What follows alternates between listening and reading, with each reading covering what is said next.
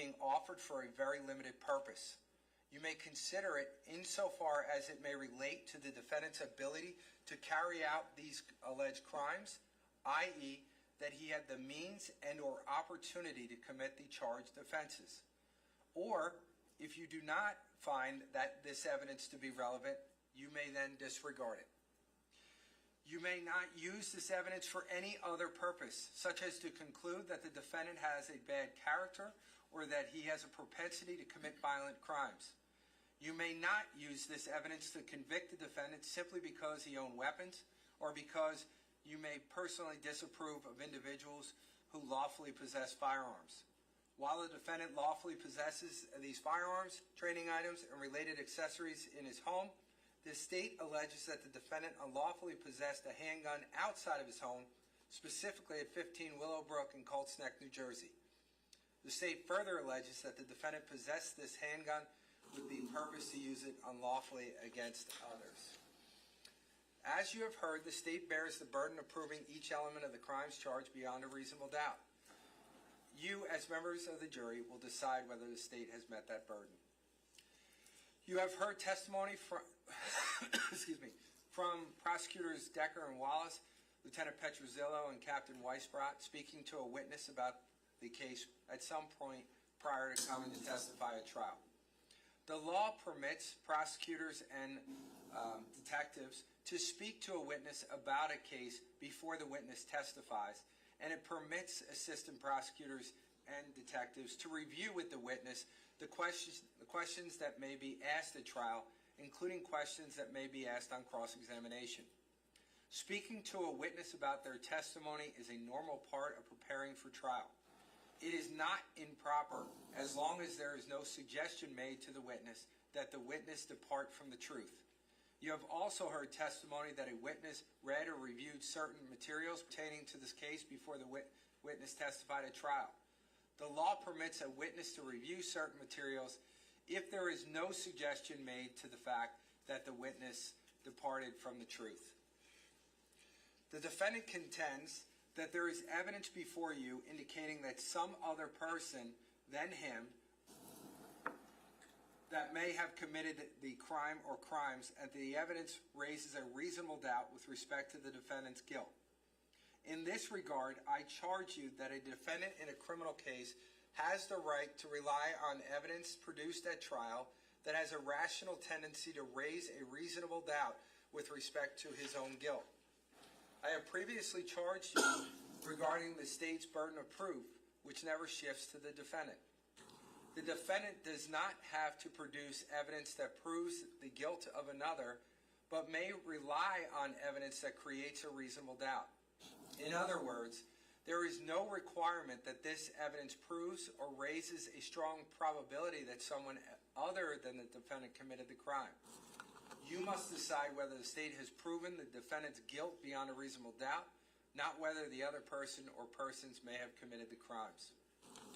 As you know, Paul Caneiro elected not to testify at trial. It is his constitutional right to remain silent.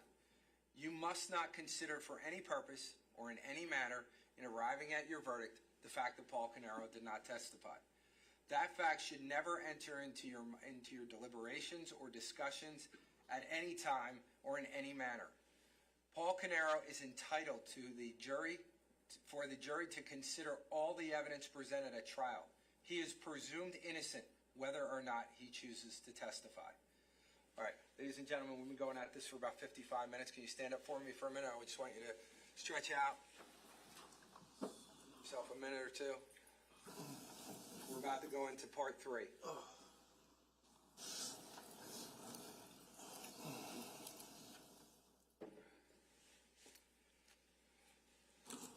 Take your time. You don't have to sit down because of me whenever you're ready.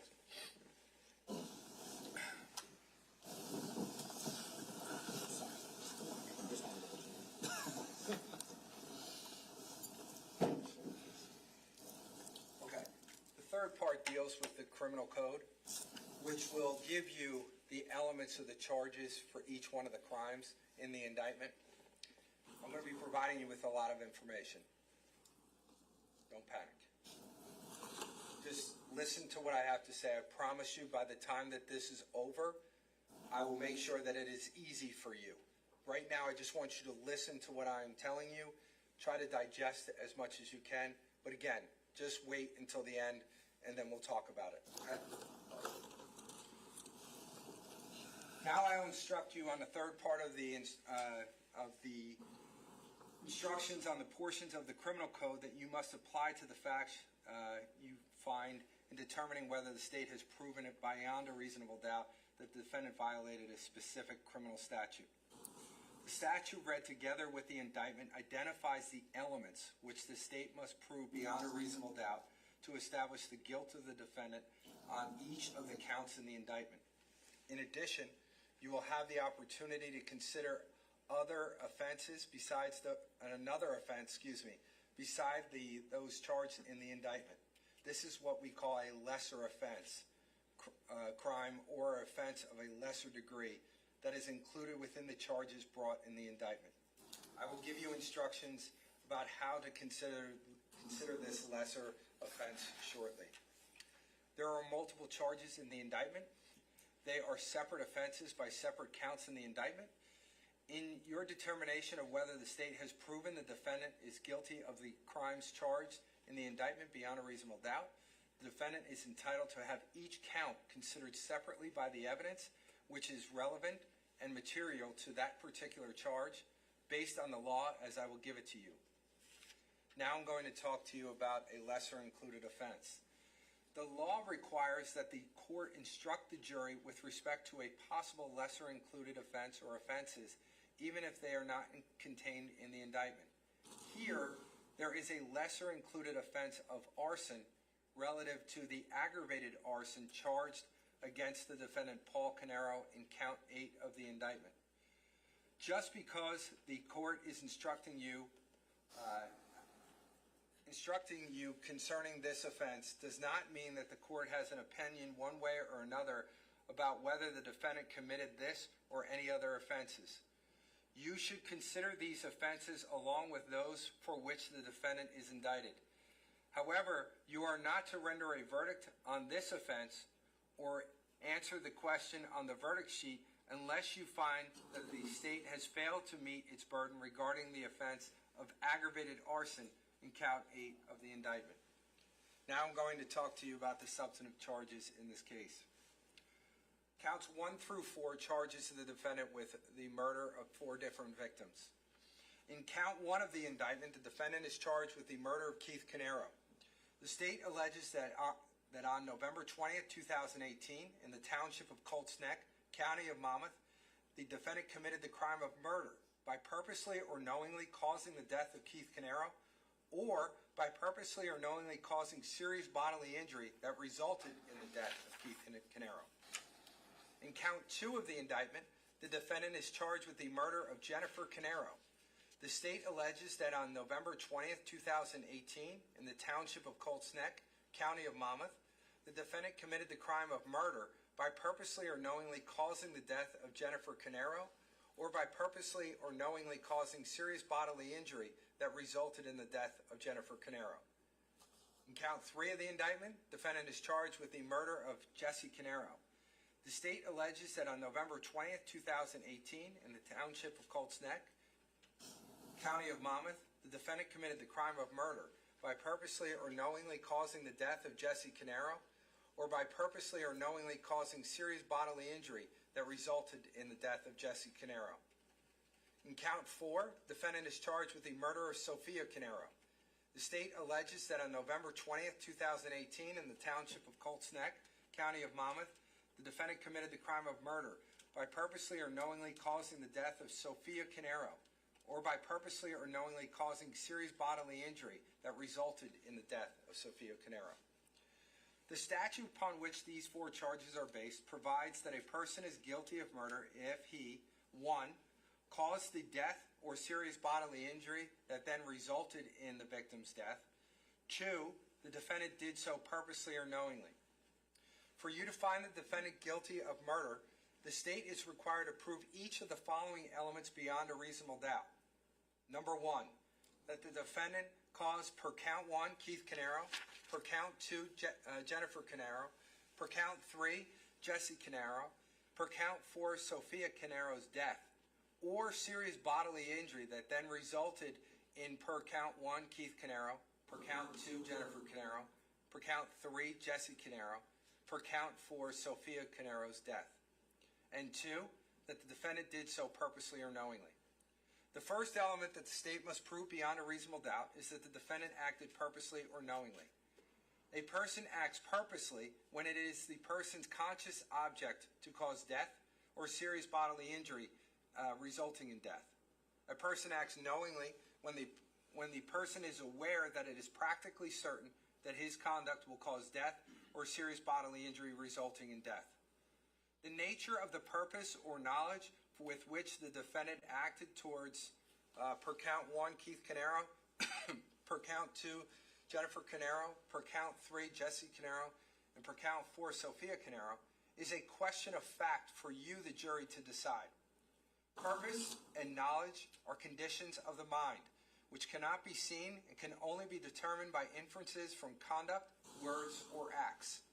It is not necessary for the state to produce a witness or witnesses who could testify that the defendant stated, for example, that his purpose was to cause death or serious bodily injury resulting in death, or that he knew that his conduct would cause death or serious bodily injury resulting in death.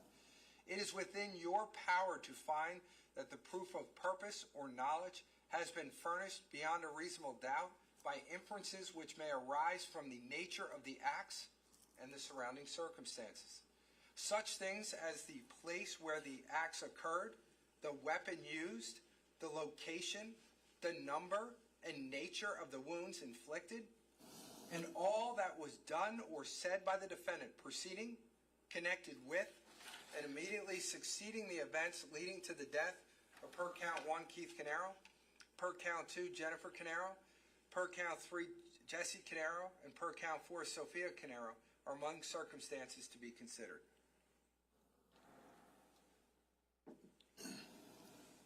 Although the state must prove that the defendant acted either purposely or knowingly, the state is not required to prove a motive. If the state has proved the essential elements of the offenses beyond a reasonable doubt, the defendant must be found guilty of the offense regardless of the defendant's motive or lack of motive. If the state, however, has proved a motive, you may consider that insofar as it gives meaning to other circumstances. On the other hand, you may consider the absence of motive in weighing whether the defendant is guilty of the crime charged. A homicide or a killing with a deadly weapon, such as a firearm and or a knife, would permit you to draw an inference that the defendant's purpose was to take life or cause serious bodily injury resulting in death. A deadly weapon is any firearm or other weapon, device, instrument, material, or substance which in the manner it was used or is intended to be used is known to be capable of producing death or serious bodily injury. In your deliberations, you may consider the weapon used and the manner and circumstances of the killings. If you are satisfied beyond a reasonable doubt that the defendant shot and killed Keith Caneiro with a firearm, you may draw an inference from the weapon used, that is a firearm, and from the manner and circumstances of the killing as to the defendant's purpose or knowledge. If you are satisfied beyond a reasonable doubt that the defendant shot and or stabbed and killed Jennifer Caneiro with a firearm and or a knife, you may draw an inference from the weapon used that the firearm and or the knife and the manner and circumstances of the killing as to the defendant's purpose or knowledge. If you're satisfied beyond a reasonable doubt that the defendant shot and or stabbed and killed Jesse Caneiro with a firearm and or a knife, you may draw an inference from the weapon used that is the firearm and or knife, and from the manner and circumstances of the killing as to the defendant's purpose or knowledge. If you are satisfied beyond a reasonable doubt that the defendant stabbed and killed Sophia Caneiro with a knife, you may draw an inference from the weapon used, that is the knife, and from the manner and the circumstances of the killing as to the defendant's purpose or knowledge. The second element that the state must prove beyond a reasonable doubt is the defendant caused, per count 1, Keith Caneiro, per count 2, Jennifer Caneiro. Per count 3, Jesse Caneiro. Per count 4, Sophia Caneiro's death or serious bodily injury resulting in death. As I previously advised you, to convict the defendant of murder, the state must prove beyond a reasonable doubt that the defendant either purposely or knowingly caused the victim's death or serious bodily injury that resulted in death. In that regard, serious bodily injury means bodily injury that creates a substantial risk of death. A substantial risk of death exists where it's highly probable that the injury will result in death. In order for you to find the defendant guilty of purposeful serious bodily injury murder, the state must prove beyond a reasonable doubt that it is the defendant's conscious object to cause serious bodily injury that then resulted in the victim's death, and that the defendant knew that the injury created a substantial risk of death, and that it is highly probable that the death would result. In order for you to find the defendant guilty of knowing serious bodily injury murder, the state must prove beyond a reasonable doubt that the defendant was aware that it was practically certain that his conduct would cause serious bodily injury that then resulted in the victim's death, that the defendant knew that the injury created a substantial risk of death, and that it was highly probable that death would result.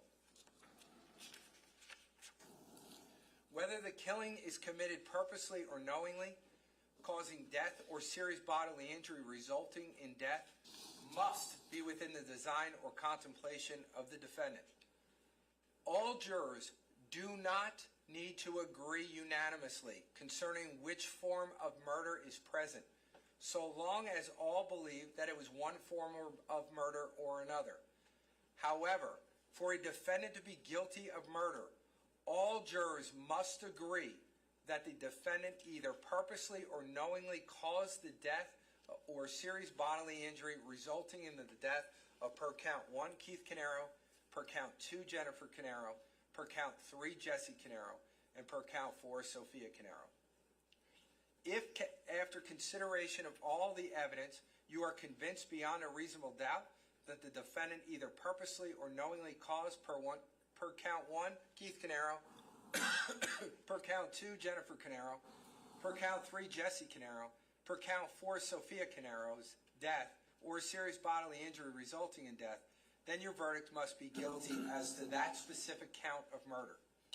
If, however, after all of the consideration of the evidence, you find that the state has failed to prove any element of the offenses beyond a reasonable doubt, then your verdict must be not guilty as to that specific count of murder. As to purposeful or knowing murder counts, the state alleges that the defendant acted by his own conduct in causing the death of per count 1, Keith Caneiro, per count 2, Jennifer Caneiro, per count 3, Jesse Caneiro, per count 4, Sophia Caneiro. If you unanimously find that the defendant either purposely or knowingly caused the death of or serious bodily injury resulting in the death of per count 1, Keith Caneiro, per count 2, Jennifer Caneiro, per count 3, Jesse Caneiro, per count 4, Sophia Caneiro, you must also decide whether the state has proven beyond a reasonable doubt that the defendant committed the homicidal act by his own conduct. A finding of own conduct does not require a specific finding that the defendant's actions standing alone caused the victim's death. The relevant inquiry is whether the defendant actively and directly participated in the homicidal act or acts. The critical elements are whether the defendant acted and the immediacy of his conduct to the victim's demise. In other words, the defendant must be the direct and immediate cause of death to satisfy the own conduct element. Now, I want to give you the verdict sheet for a minute.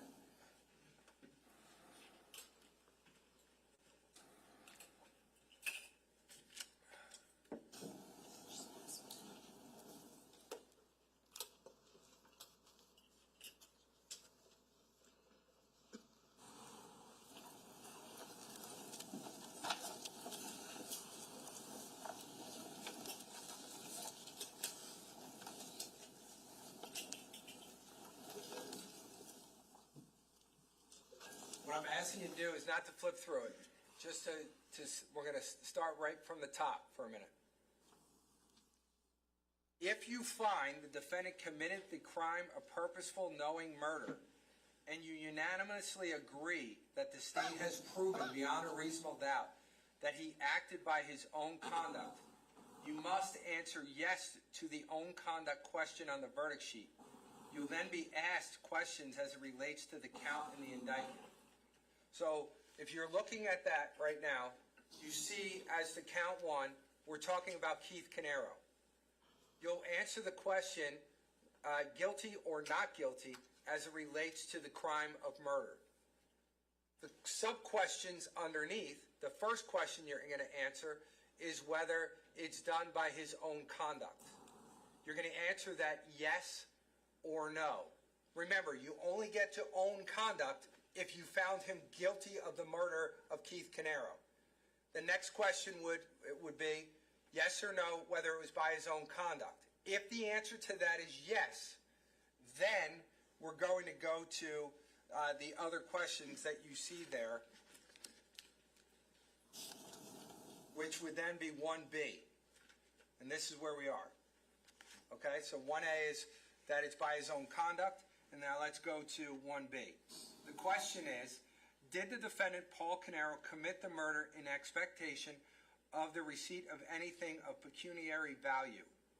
If you unanimously agree that the state has proven beyond a reasonable doubt that the defendant did commit the murder in expectation of the receipt of anything of pecuniary value, then you must answer yes on the expectation of the receipt of a pecuniary value question.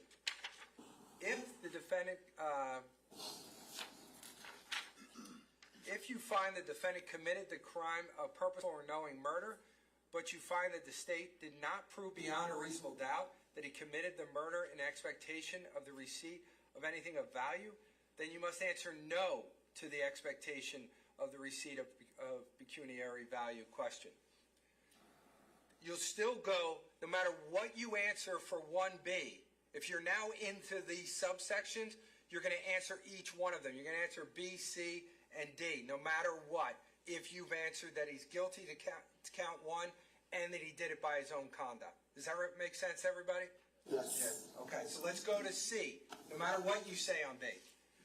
If you find that the defendant committed the crime of purposeful or knowing murder and that he committed the crime by his own conduct, and you unanimously agree that the state has proven beyond a reasonable doubt that he committed the murder for the purpose of escaping detection, apprehension, trial, punishment, or confinement for another offense committed by the defendant, then you must answer yes to the committed for the purpose of escaping question on the verdict sheet.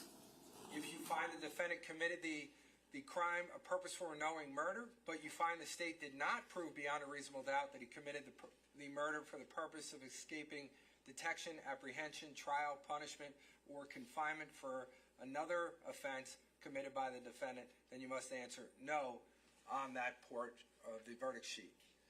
As to count 1D, if you find unanimously that the defendant acted by his own conduct, you will need to determine whether the defendant committed the murder of Keith Caneiro while the defendant was engaged in the commission of, or an attempt to commit, or flight after committing or attempting to commit murder. If you find that the defendant committed the crime of purposeful knowing murder while the defendant was engaged in the commission of, or attempt to commit, or flight after committing or attempting to commit murder, and you unanimously agree that the state has proven beyond a reasonable doubt that he committed the murder while engaged in the commission of, or an attempt to commit, or flight after committing or attempting to commit murder, then you must answer yes to while in the course of a murder question on the verdict sheet. If you find that the defendant committed the crime of knowing and purposeful murder, but you find the state did not prove beyond a reasonable doubt that he committed the murder while engaged in the commission of, or an attempt to commit, or flight after committing or attempting to commit murder, then you must answer no on the while in the course of murder question on the verdict sheet.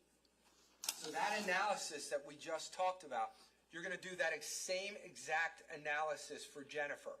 If you find her defendant guilty of the murder of Jennifer Caneiro, and it is by his own conduct, you're going to answer those subsection questions. When we get to Jesse and the Sophia, Jesse is count 3, you're going to answer another question. Let's go to that one for a second. So if we're looking at that, all of us should be on page, I think it's on page 5, but let me just confirm.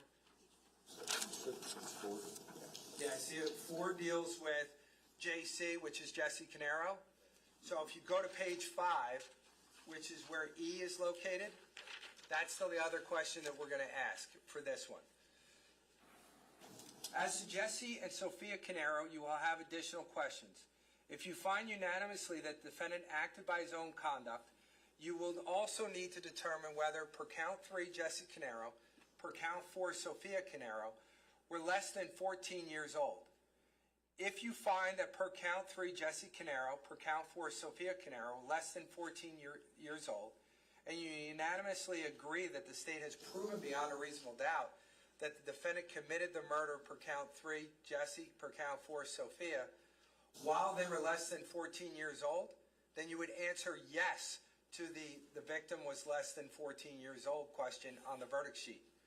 If you find the defendant committed the crime of purposeful or knowing murder, but you find that the state did not prove beyond a reasonable doubt that the defendant committed the murder while each one of them, Jesse and Sophia, were under the age of 14, then you would answer no. So if you find that the state didn't prove that they were under the age of 14, then you would be answering no to that question, and that's E for each one of count 3 and for count 4. Does everyone see that on the verdict sheet? Yes. Okay, great. Now we're going to take all your verdict sheets back for a minute. You just pass them down, that'd be great.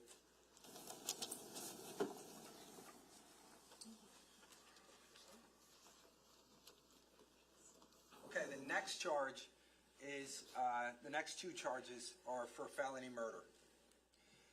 Defendant is charged in count 5 of the indictment with the felony murder of Jesse Caneiro. The indictment reads in pertinent part as follows. Paul Caneiro, on or about November 20th, 2018, in or about the township of Colts Neck, county of Monmouth, did commit the crime of felony murder by causing the death of Jesse Caneiro while engaged in the commission of or an attempt to commit or in the flight after committing or attempting to commit the crime of arson. The defendant is charged in count 6 of the indictment with the felony murder of Sophia Caneiro. The indictment reads in pertinent part as follows. Paul Caneiro, on or about November 20th, 2018, in or about the township of Colts Neck, county of Monmouth, did commit the crime of felony murder by causing the death of Sophia Caneiro while engaged in the commission of or an attempt to commit and or flight after committing or attempting to commit the crime of arson.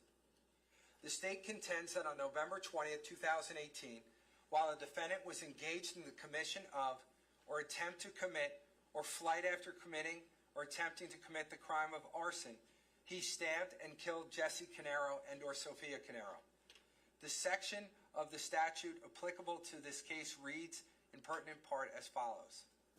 Criminal homicide constitutes murder when it is committed when the actor is engaged in the commission of or attempt to commit or flight after committing or attempting to commit arson, and in the course of such crime or the immediately flight therefrom causes the death of a person other than one of the participants.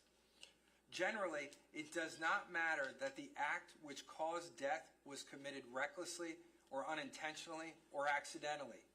The perpetrator is as guilty of felony murder as he would be if he had purposely or knowingly committed the act which caused death.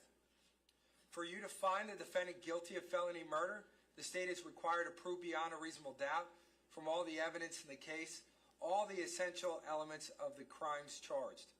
Accordingly, Before you can find the defendant guilty of the felony murder of Jesse Caneiro in count 5 or Sophia Caneiro in count 6, the state must prove beyond a reasonable doubt that 1, on or about November 20th, 2018, the defendant was engaged in the commission of or attempt to commit or flight after committing or attempting to commit the crime of arson as noted as the lesser included offense of count 7, that the death of per count 5 Jesse Caneiro, per count 6 Sophia Caneiro was caused by the defendant, and number 3, that the death of per count 5 Jesse Caneiro, per count 6 Sophia Caneiro was caused at some time within the course of the commission of that crime, including its aftermath of flight and concealment efforts.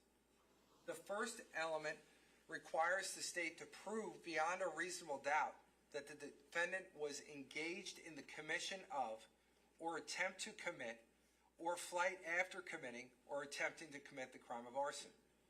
In order for you to find the defendant guilty of arson, the state is required to prove each of the following elements beyond a reasonable doubt. That the defendant purposely started a fire at 15 Willowbrook Road in Colts Neck, New Jersey. 2, that the act of starting the fire recklessly placed per count 5 Jesse Caneiro, per count 6 Sophia Caneiro, in danger of death or bodily injury. You cannot find the defendant guilty of felony murder unless you first find him guilty beyond a reasonable doubt of having committed the crime of arson. And again, arson, as we're talking about here, is not what's charged in the indictment that I'm going to talk to you about in a minute, which is aggravated arson. This is the lesser offense of arson of what we're talking about. So for you to find him guilty of this charge, he has to be guilty of arson first. Everybody get that? Okay. All right. The second and third elements require the state to establish that per count 5 Jesse Caneiro, per count 6 Sophia Caneiro's death was caused by the defendant and was caused during the commission of or attempt to commit or flight after committing or attempting to commit crime of arson.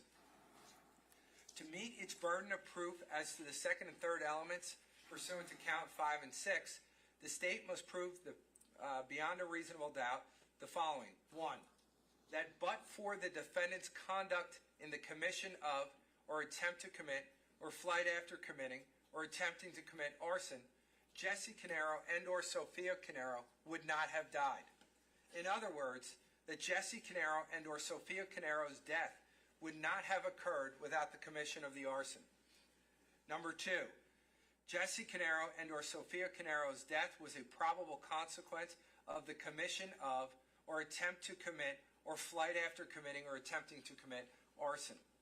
For the death to be the probable consequence of the arson, the death must not have been too remote or too accidental in its occurrence or too independent on another's volitional acts to have a just bearing on the defendant's liability or the gravity of his offense. In other words, you must decide that if the state has proven beyond a reasonable doubt that under all of the circumstances, the death did not occur in such an unexpected or unusual manner that it would be unjust to find the defendant responsible for the death. In conclusion, if you find the state has proven beyond a reasonable doubt that 1, the defendant was engaged in the commission of or attempt to commit or flight after committing or attempt to commit the crime of arson. 2, that Jesse and or Sophia's death was caused by the defendant. And 3, that the death of the person was caused at some time within the course of the commission of the crime, including its aftermath or flight and concealment efforts, then you must find the defendant guilty of felony murder. On the other hand, if you find that the state has failed to prove beyond a reasonable doubt any one or more of those elements beyond a reasonable doubt, then you must find the defendant not guilty of felony murder. If you find that the state has failed to prove beyond a reasonable doubt that the defendant caused the death of Jesse Caneiro and or Sophia Caneiro, then the defendant should be found not guilty of all charged homicide offenses, including these 2 victims. If, however, you find beyond a reasonable doubt that the defendant did cause the death of Jesse Caneiro and or Sophia Caneiro, but that the state has failed to prove beyond a reasonable doubt that the defendant was at the time engaged in the course of the commission of or attempt to commit or flight after committing or attempting to commit arson, then you still can consider the separate crime of murder. All right, counts 7 and 8. They both deal with aggravated arson. Count 7 of the indictment charged the defendant with aggravated arson in violation of 2C 17-1A. The indictment reads in pertinent part as follows.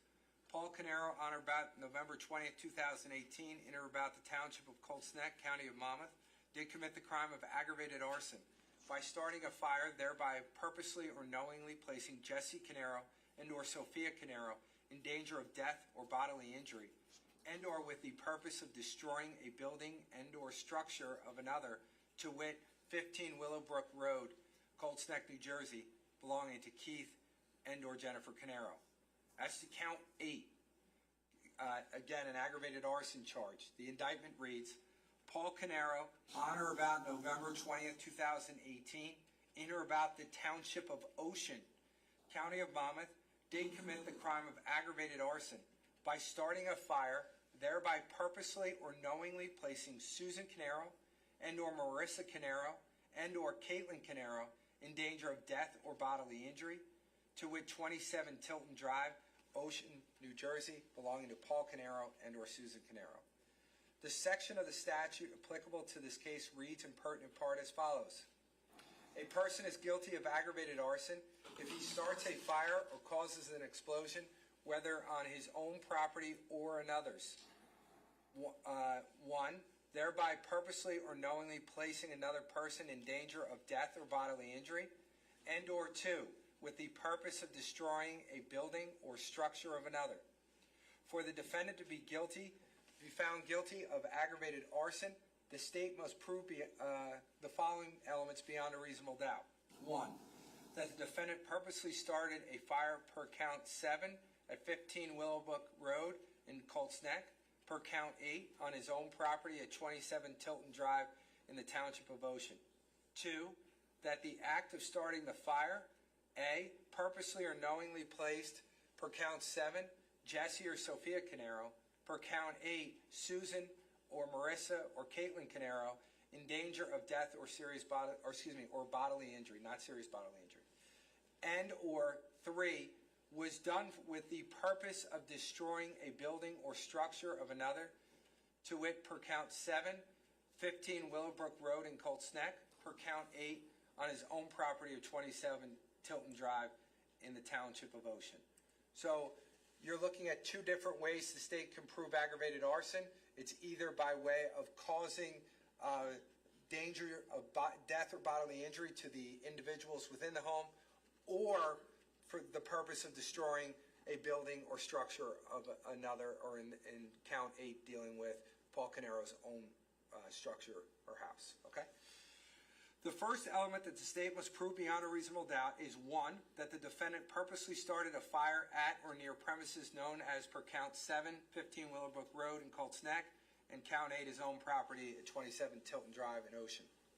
A person acts purposely with respect to the nature of his conduct or a result thereof if it is his conscious object to engage in conduct of that nature or cause such a result. A person acts purposely with respect to attendant circumstances if he is aware of the existence of such circumstances or believes or hopes they exist.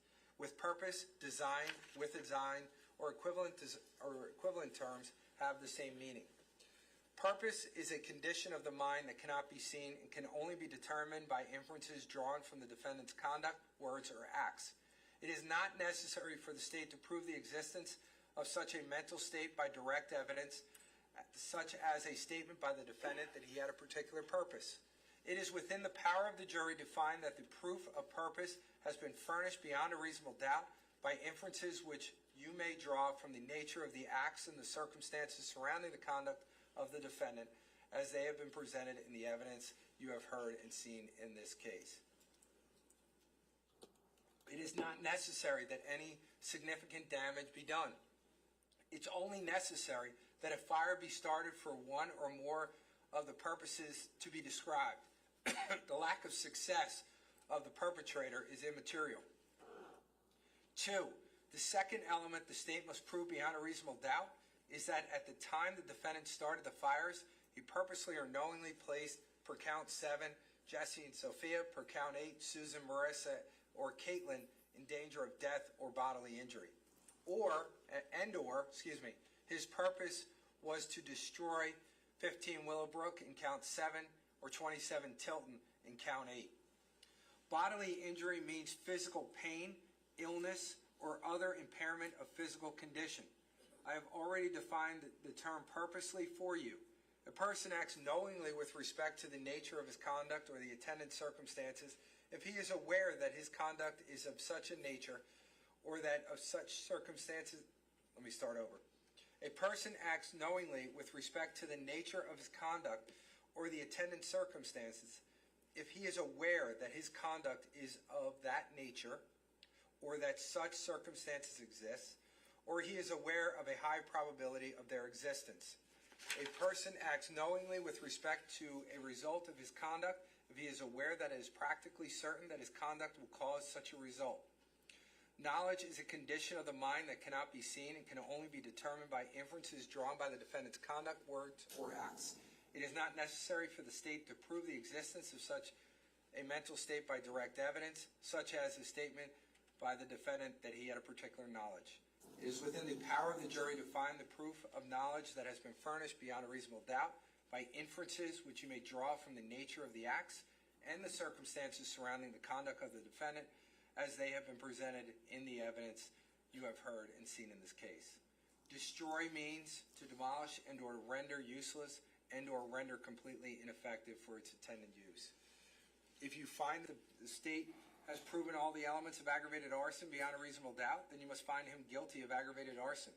On the other hand, if you find that the state has failed to prove all the elements of the aggravated arson beyond a reasonable doubt, then you must find the defendant not guilty. Now I'm going to talk to you about the lesser included offense of aggravated arson, which is arson. A lesser included offense to aggravated arson is in the indictment is arson.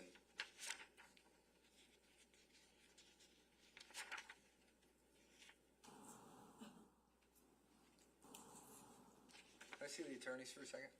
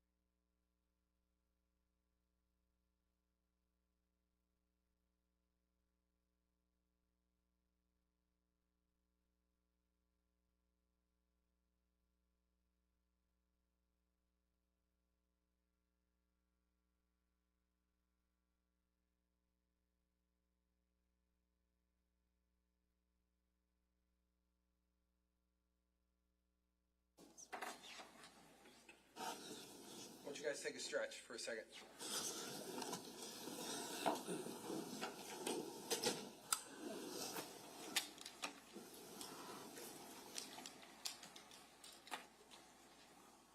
You're more than halfway home.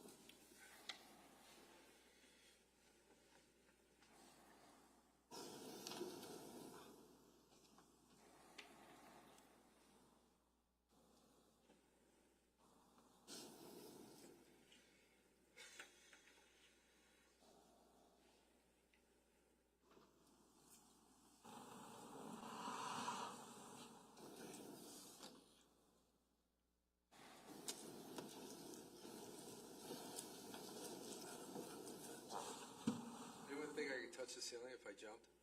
Probably. Let's see. Definitely here for your entertainment. I just want to. At least the camera. I'm going to say with absolute certainty, I can't do it. Camera. Yeah. I think I can get the camera. And then, no my luck, I'll knock it off.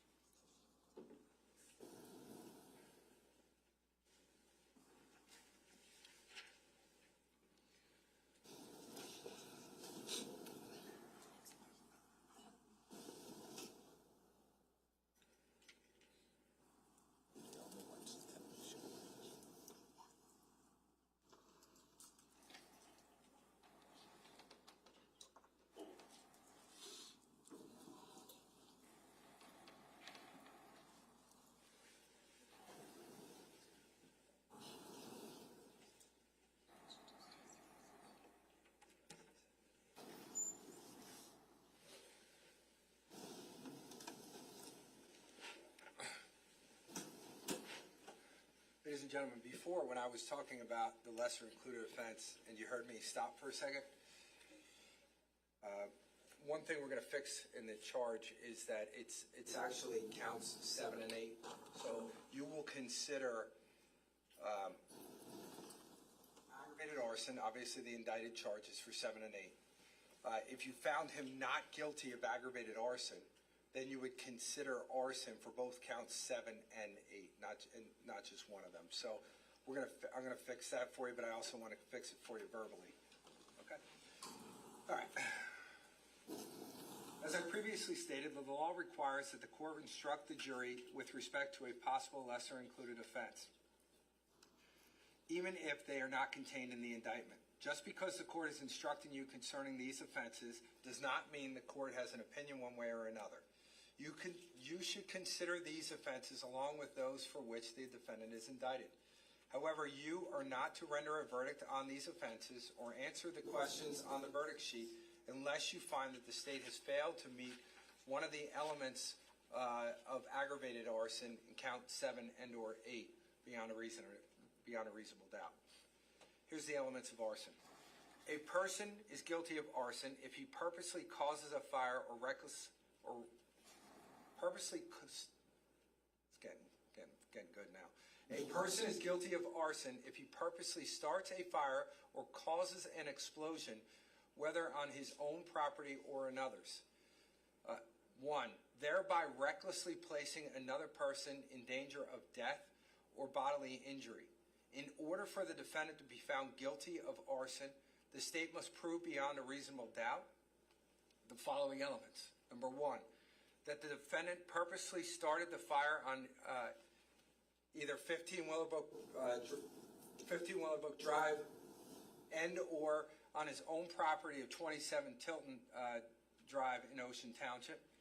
And that 2, that the act of starting the fire recklessly placed at 15 Willowbrook, it would be Keith Caneiro and Jennifer Caneiro.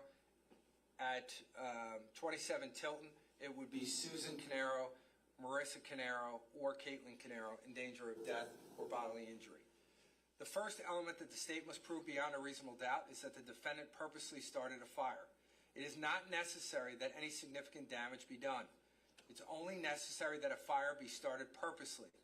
The lack of success of the perpetrator is immaterial.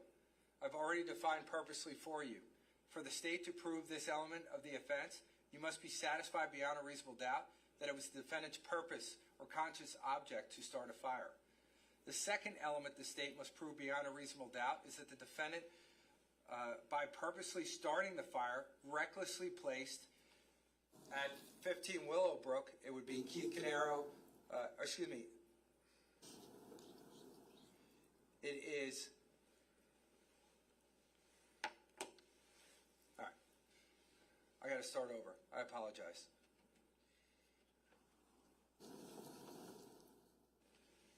When we're talking about the arsons, as you recall,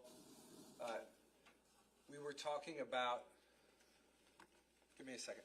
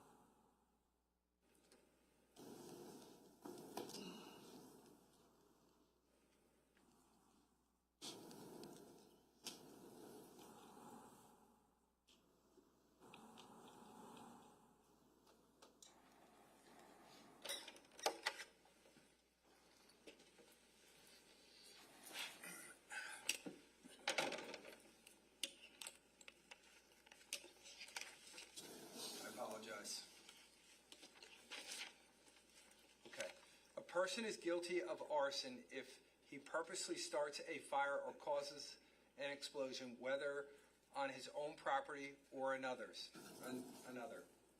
1. Thereby recklessly placing another person in danger of death or bodily injury.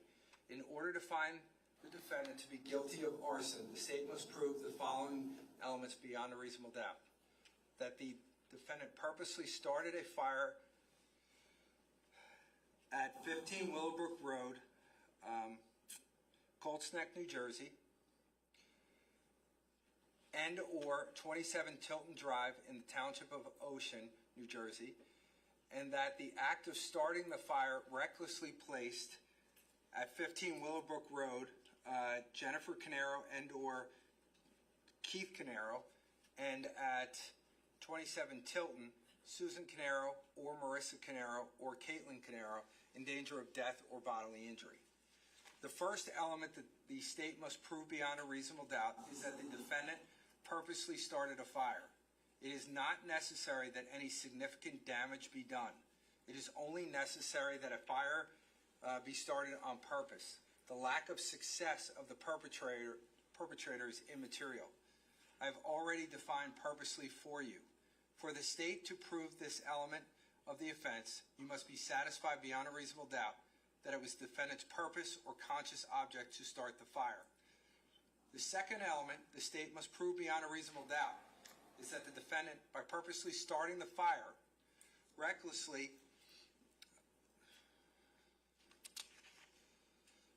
placed Keith Caneiro and or Jennifer Caneiro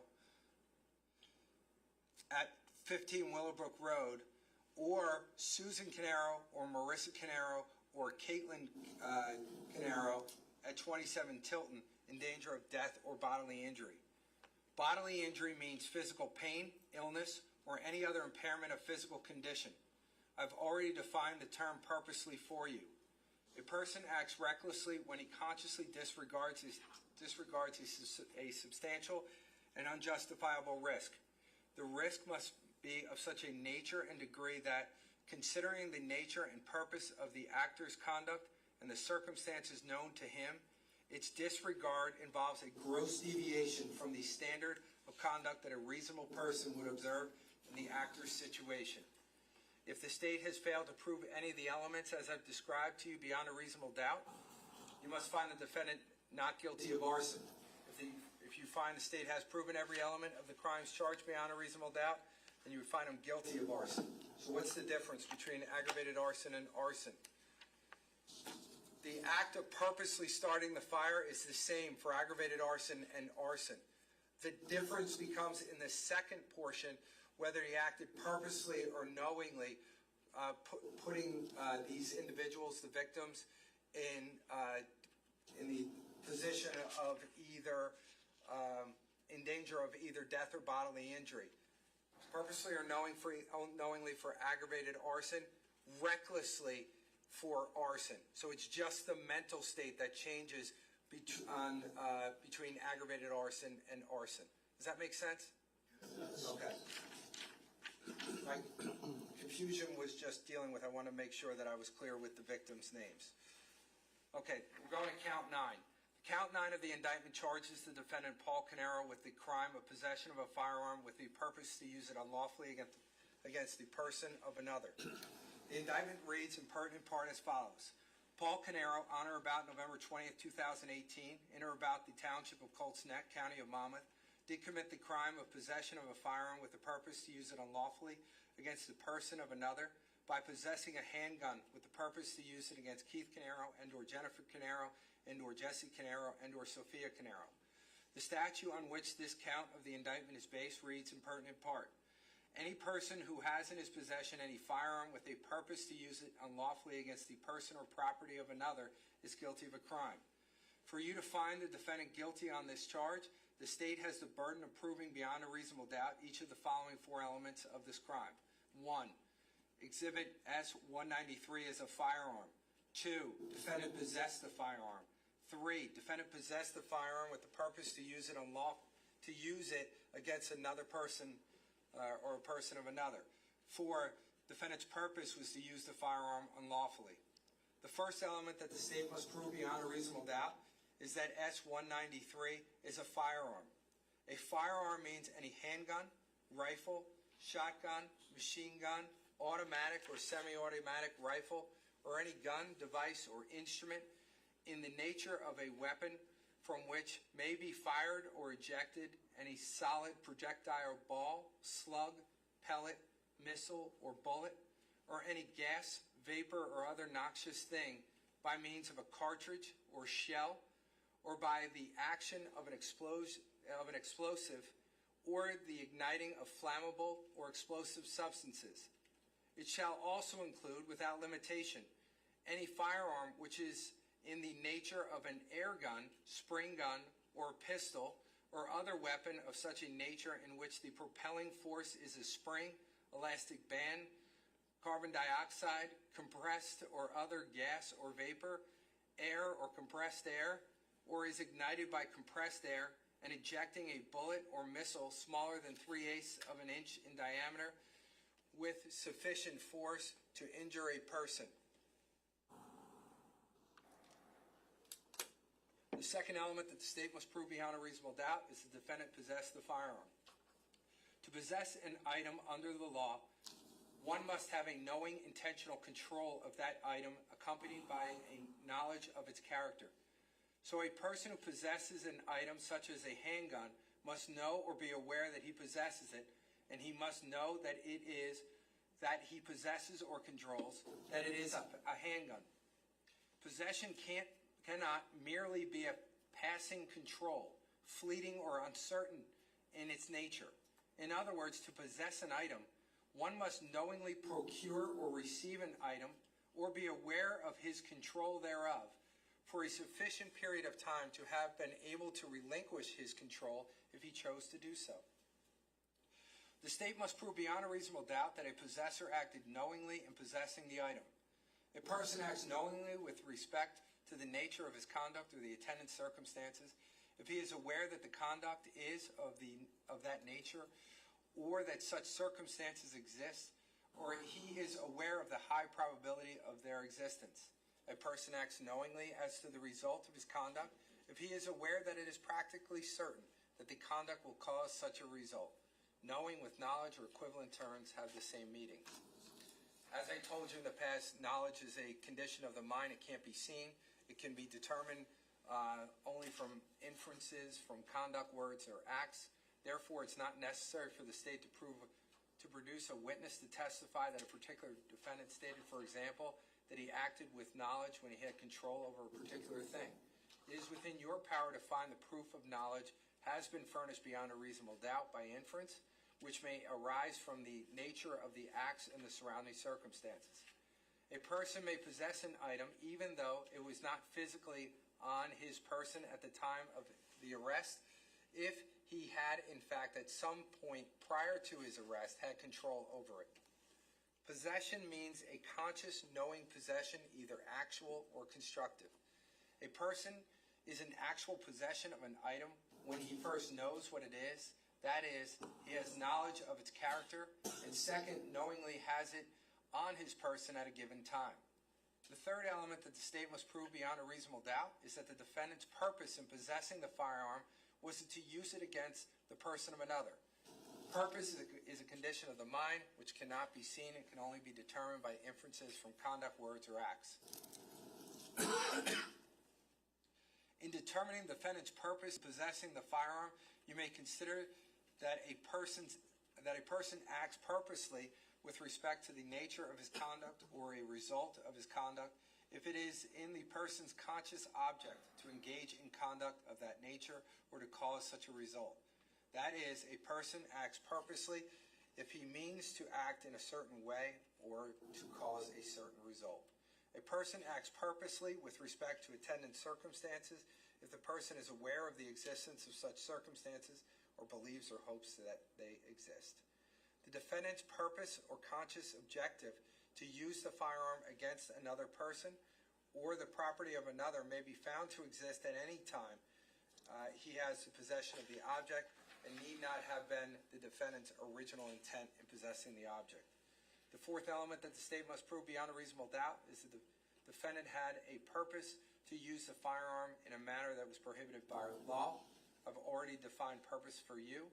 This element requires that you find the state has proven beyond a reasonable doubt that the defendant possessed a firearm with a conscious objective, design, or specific intent to use it against the person or property of another in an unlawful manner as charged in the indictment, and not for some other purpose. In this case, the state contends that the defendant's unlawful purpose in possessing the firearm was to use it unlawfully against the person of Keith Caneiro, or Jennifer Caneiro, or Jesse Caneiro, or Sophia Caneiro. So that's the only thing you're looking at for his unlawful purpose, what I've just described to you. You must not rely upon your own notions of the unlawfulness of some other undescribed purpose of the defendant. Rather, you must consider whether the state has proven the specific unlawful purpose charged. The unlawful purpose alleged by the state may be inferred from all that was said or done and from all the circumstances of this case. However, the state need not prove the defendant accomplished his unlawful purpose of using the firearm. If you find the state has failed to prove any of the elements of the crime beyond a reasonable doubt, your verdict must be not guilty. On the other hand, if you are satisfied that the state has proven each and every element of the crime charged beyond a reasonable doubt, your verdict must be guilty. The 11th count of the indictment charges the defendant with the crime of possession of a weapon for unlawful purpose to use it unlawfully against the person of another. The indictment reads in pertinent part as follows. Paul Caneiro, on November 20th, 2018, in or about the township of Colts Neck, county of Monmouth, did commit the crime of possession of a weapon for unlawful purpose by possessing a knife with the purpose to use it unlawfully against the person of Jennifer Caneiro and or Jesse Caneiro and or Sophia Caneiro. The statute on which this count of the indictment is based reads in pertinent part. A person who has in his possession any weapon with the purpose to use it unlawfully against the person or property of another is guilty of a crime. In order for you to find the defendant guilty of this charge, the state has the burden of proving beyond a reasonable doubt each of the following four elements. Number 1, Exhibit S313 is a weapon. 2, defendant possessed the weapon. 3, defendant possessed the weapon with the purpose to use it against the person or property of another. 4, defendant's purpose was to use the weapon unlawfully. The first element the state must prove beyond a reasonable doubt is that S313 is a weapon. A weapon is anything readily capable of lethal use or of inflicting serious bodily injury. Serious bodily injury means bodily injury which creates a substantial risk of death or which causes serious permanent disfigurement or protracted loss or impairment of the function of any bodily member or organ. It is possible that a knife is not normally considered a weapon. If, however, the state established beyond a reasonable doubt that the object is capable of being used to inflict serious bodily injury or death, it may be considered a weapon. The second element that the state must prove beyond a reasonable doubt is that the defendant knowingly possessed the knife. I've already defined possession for you. I've already defined knowingly for you. And I've already told you that knowledge is a condition of the mind, and it only can be determined based on inferences, conduct, words, or acts. A person may possess an item even though it was not physically on his person at the time of the arrest, if he had, in fact, at some time prior to his arrest, had control over it. Possession means a conscious, knowing possession, either actual or constructive. A person is in actual possession of an item when he first knows what it is, that is, he has knowledge of its character, and second, knowingly has it on his person at a given time. The third element that the state must prove beyond a reasonable doubt is that the defendant's purpose in possessing the object was to use it as a weapon against Jennifer Caneiro, or Jesse Caneiro, or Sophia Caneiro. As I've told you in the past, purpose is a condition of mind that cannot be determined, that can't be seen. It can only be determined by inference from words, conduct, or acts. In determining the defendant's purpose in possessing the weapon, you may consider that a person act purposely with respect to the nature of the conduct or a result of his conduct if it is the person's conscious object to engage in conduct of that nature or to cause such a result. That is, a person acts purposely if he means to act in a certain way or to cause a certain result. A person acts purposely with respect to attendant circumstances if the person is aware of the existence of such circumstances or believes or hopes that they exist. Defendant's purpose or conscious object to use the weapon against the person or property of another may be found to exist at any time he is in possession of the object and need not have been the defendant's original purpose in possessing the object. The fourth element the state must prove beyond a reasonable doubt is that the defendant had a purpose to use a weapon in a manner that is prohibited by law. I've defined purpose for you already. This element requires that you find that the state has proven beyond a reasonable doubt that the defendant possessed a weapon with a conscious objective, design, or specific intent to use it against the person or property of another in an unlawful manner as charged in the indictment and not for some other purpose. An object may be possessed for an innocent or for a lawful purpose. However, an innocent or lawful purpose or possession of a weapon may change and become unlawful and a violation of this statute. The state need not prove defendant's original purpose in possessing the weapon. The state need only prove beyond a reasonable doubt that the defendant's purpose at a specified time he possessed it was to use it unlawfully against the person or property of another. In this case, the state contends the defendant's unlawful purpose in possessing the knife was to commit serious bodily harm, resulting in the death of Jennifer Caneiro and/or Jesse Caneiro and/or Sophia Caneiro. You must not rely upon your own notions of the unlawfulness of some other undescribed purpose of defendant.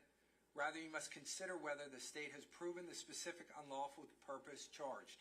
The unlawful purpose alleged by the state may be inferred from all that was said or done and from all the surrounding circumstances of this case.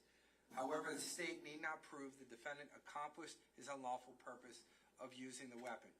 If you are satisfied beyond a reasonable doubt that the state has proven each of the elements that I've defined to you beyond a reasonable doubt, then you should find him guilty.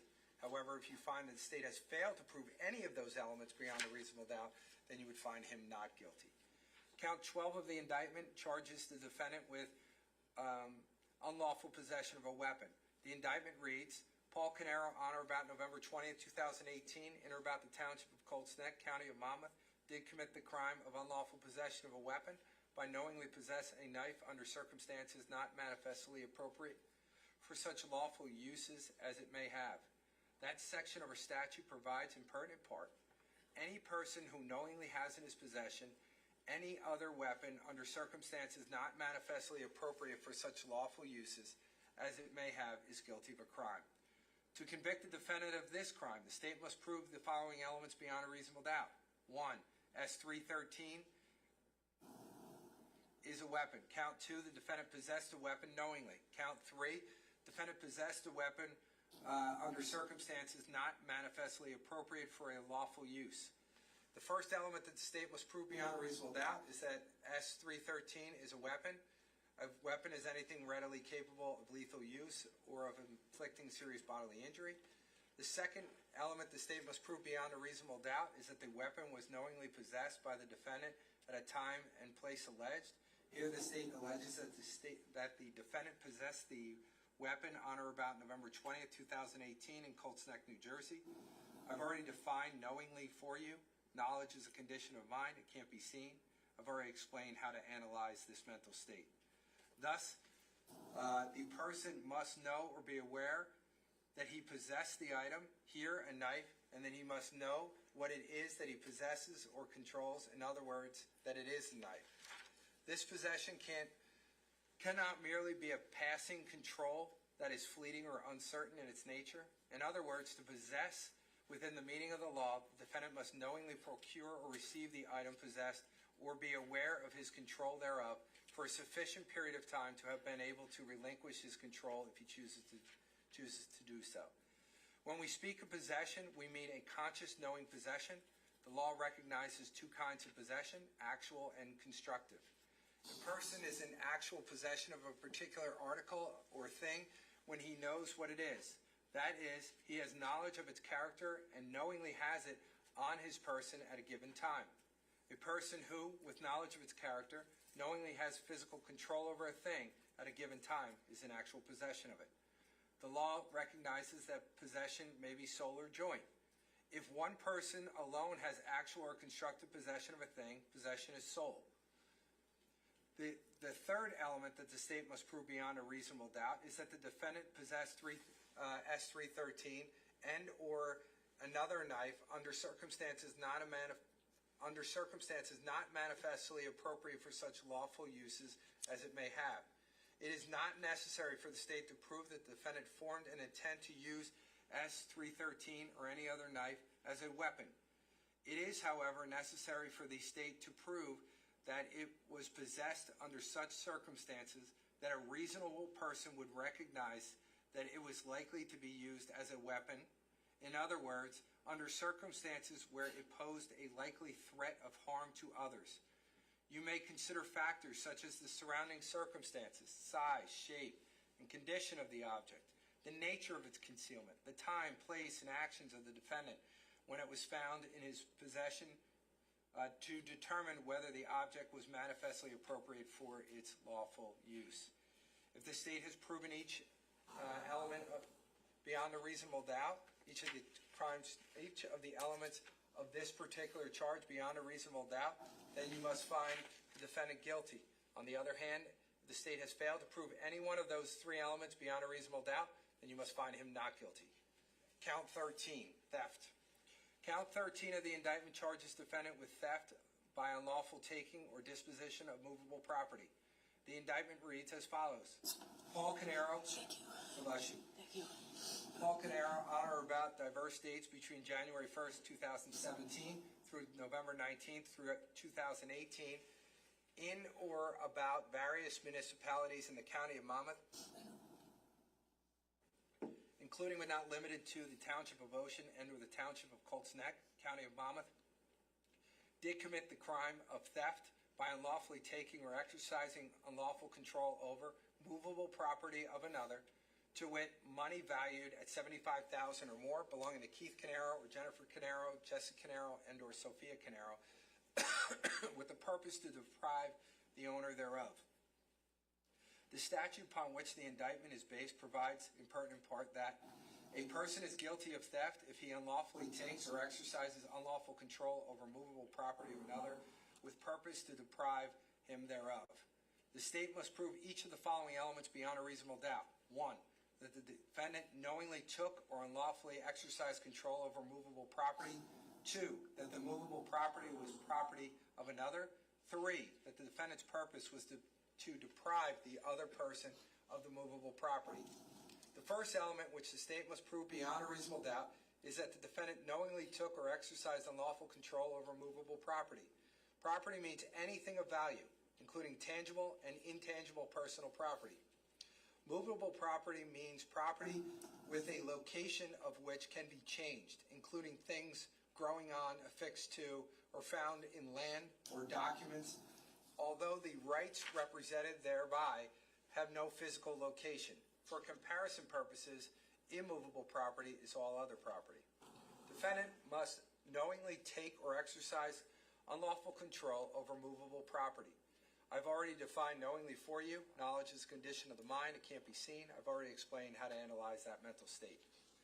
In this case, the state alleges that the movable property taken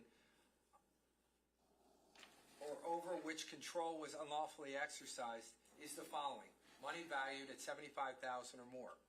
It should be noted that the definition of movable property is broad, including the kind of property which has no real location. The state need not prove that the property was carried out of the place in which it was kept, but only that it was moved or taken from its original location, or that defendant exercised unlawful control over it, whether he was able to actually move or remove the property. The second element the state must prove beyond a reasonable doubt is that the movable property is property of another. Property of another includes property in which any person other than the defendant has an interest, which the defendant is not privileged to infringe, regardless of the fact that the defendant also has an interest in the property, and regardless of the fact that the other person might be precluded from civil recovery because the property was used in an unlawful transaction or is subject to forfeiture or as contraband. Property in the possession of the actor shall not be deemed property of another who has only a security interest therein, even if legal title is the creditor pursuant to a conditional sales contract or other security agreement. The term property of another is broadly defined to include services and intangibles, anything of value. Anything of value is defined as any direct or indirect gain or advantage to any person. The third element which the state must prove beyond a reasonable doubt is that the defendant's purpose was to deprive the other person of the movable property. For the purpose of this statute, the term deprive specifically means 1, to withhold or cause to be withheld property of another permanently, or for so extended a period as to provide a substantial portion of its economic value, or with purpose to restore only upon payment of reward or other compensation, or 2, to dispose or cause disposal of the property so as to make it unlikely that the owner will recover it. I've already defined purposely for you. It's a condition of the mind, can't be seen, and I've told you how to analyze it. If you find that the state has proven all of 3 elements beyond a reasonable doubt, then you must find the defendant guilty of that charge. If you find the state has failed to prove any of those elements beyond a reasonable doubt, then you must find him not guilty of that charge. Since the value of the property, the movable property, determines the degree or severity of the crime, the state must prove its value beyond a reasonable doubt. If you find defendant guilty, then you must indicate the value of the property. The state must prove the amount or value of the property beyond a reasonable doubt. So if you find the defendant guilty of the offense, then you must decide where it fits in the amount of money beyond a reasonable doubt. You kind of heard a little bit about that today. So you're going to answer the question, and I'll show you on the verdict sheet. If it's $75,000 or more, then you would check that one off. All 12 must agree. If you don't find that, but you find it's between $500,000 and $75,000, then and all 12 of you agree, then you would check off that number, and then we continue to go on. The third one is at least $200, but less than $500, and then the last one is just less than $200. And again, we're going to go over this on the verdict sheet. If you find that the amounts involved were taken in thefts committed pursuant to one scheme or course of conduct, the amounts may be added together to form a single total amount, whether stolen from one person or from several people. So again, you can add money together. If you find differing dates that money were taken, then you can add that money together in your overall determination of where it fits. Again, assuming that you actually found guilty of theft. If you don't find the three elements that would be guilty of theft, then we're not even talking about the amount of money that was involved. Okay. Count 14. Charges defendant with misapplication of entrusted property. The indictment reads as follows. Paul Caneiro, on or about diverse dates between January 1st, 2017 through November 19th, 2018, in or about various municipalities in the county of Monmouth, including but not limiting to the township of Ocean and or the township of Colts Neck, county of Monmouth, did commit the crime of misapplication of entrusted property by purposely or knowingly applying or disposing of property that was entrusted to them as a fiduciary, to wit, money valued at $78,180, belonging to Keith Caneiro and or Jennifer Caneiro and or Jesse Caneiro and or Sophia Caneiro upon agreement in a manner which they knew was unlawful or involved substantial risk of loss or detriment to the owner. The pertinent part of the statute on which the indictment is based reads as follows. A person commits a crime if he applies or disposes of property that has been entrusted to him as a fiduciary in a manner which he knows is unlawful and involves substantial risk of loss or detriment to the owner of the property or to a person for whose benefit the property was entrusted, whether or not the actor has derived a pecuniary benefit. The state must prove the following 6 elements of the crime beyond a reasonable doubt. 1. Defendant knowingly applied or disposed of property. 2. The property at issue was entrusted to defendant as a fiduciary. 3. Defendant's application or disposition of the property was unlawful. 4. Defendant's application or disposition involves substantial risk of loss or detriment to the owner of the property or to a person for whose benefit the property was entrusted. 5. Defendant knew that his conduct was unlawful. And 6. Defendant knew that his conduct involved a substantial risk of loss or detriment to the owner of the property or to the person for whose benefit the property was entrusted. The first element the state must prove beyond a reasonable doubt is that the defendant knowingly applied or disposed of property. Here the state asserts that the property was money, valued at $78,180. The term property means anything of value, even though it may be impossible to identify particular property as belonging to the victim at the time. Defendant allegedly misapplied the property because the victim's property may have been mixed with or joined with other property. Defendant must have applied or disposed of the property knowingly. I've already defined knowingly for you. I've also already told you that it's a condition of the mind and how you go about evaluating that element. The second element the state must prove beyond a reasonable doubt is that the property at issue was entrusted to defendant as a fiduciary. A fiduciary includes a trustee, guardian, executor, administrator, receiver, and any other person carrying a fiduciary function on behalf of a corporation or other organization which is itself a fiduciary. A fiduciary relationship arises between two persons when one person is under a duty to act for or give advice for the benefit of another on matters which within the scope of their relationship. The fiduciary's obligations to the dependent party include a duty of loyalty and a duty to exercise reasonable skill and care. The third element the state must prove beyond a reasonable doubt is that the defendant's application or disposition of the property was unlawful. That is, he applied or disposed of the property in a manner contrary to the responsibility as a fiduciary. In this case, the state asserts that the defendant's responsibility was to manage and administer the trust's assets in accordance with the terms of the trust agreement while acting in the best interest of the beneficiaries. As I have already explained, the state bears the burden of proving defendant's guilt beyond a reasonable doubt as to every element of the crime. The state's burden is not reduced or shifted to the defendant because he may have violated a fiduciary duty. The fiduciary duty of care is relevant to determine defendant's state of mind because it may have placed defendant on notice as to what was expected of him when he became the custodian of the property. A violation of a fiduciary duty in and of itself is insufficient as a matter of law to sustain a finding of criminal culpability.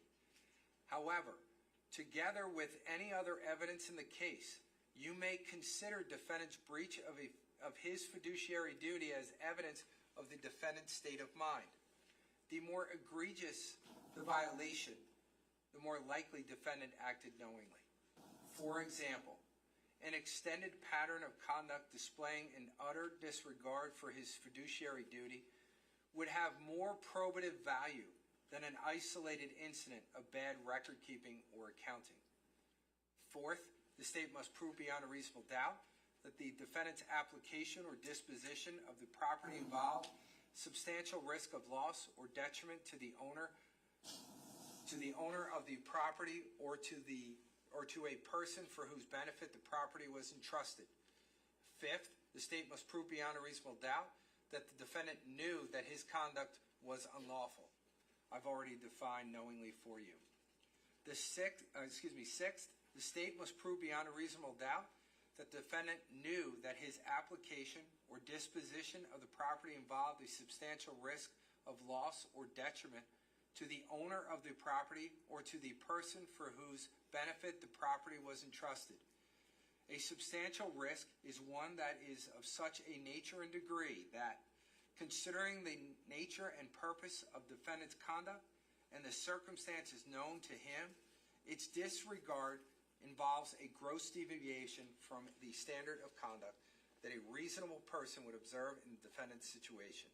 In other words, the state must prove beyond a reasonable doubt that the defendant knew that it was very likely that his treatment of the property would create a risk of loss or detriment to the owner or person whose benefit the property was entrusted, and that defendant went ahead anyway, where a reasonable doubt would not. I've already defined knowingly for you. It is not necessary for the state to prove the defendant himself derived a benefit during his application or disposition of the property. If the state has proven each of the 6 elements of the crimes charged beyond a reasonable doubt, then you must find defendant guilty of misapplication of entrusted property. On the other hand, if the state has failed to prove any element beyond a reasonable doubt, then you must find him not guilty. If you find the defendant not guilty, your consideration of the misapplication of entrusted property charge should end here. However, if you found that he is guilty beyond a reasonable doubt, then you must proceed to make 2 additional factual findings. Specifically, you must indicate whether the defendant derived a benefit from his misapplication of entrusted property, and if so, the benefit he derived. First, you must determine whether the state has proven beyond a reasonable doubt that the defendant derived a benefit as a result of his misapplication of entrusted property. Benefit means a gain or advantage or anything regarded by the beneficiary as a gain or advantage, including but not limited to a pecuniary benefit or a benefit to any person or entity in in whose welfare he is interested. Please indicate whether the state has proven that the defendant derived a benefit from his alleged misapplication beyond a reasonable doubt by marking yes or no on your verdict sheet. And then, if you have determined both that the defendant is guilty of misapplication of entrusted property and indicated yes that the defendant did derive a pecuniary benefit from the misapplication, then you must go on to determine the amount of that pecuniary benefit. Specifically, you should indicate on the verdict sheet if the benefit that the defendant derived has a value of $75,000 or more, or exceeds $500 but less than $75,000, or is at least $200 but doesn't exceed $500, or is less than $200. The benefit derived includes the value of all funds or property misapplied by the defendant.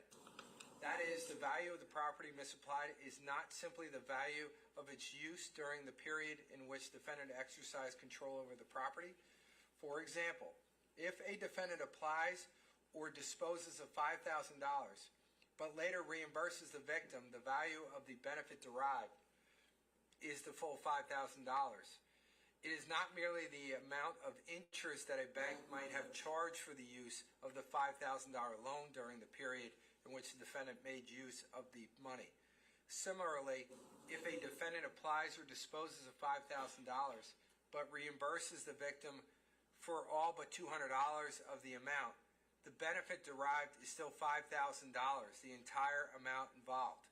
In calculating the benefit derived, you must include, but are not limited to, the amount of any tax avoided, evaded, unpaid, improperly retained, or improperly disposed of.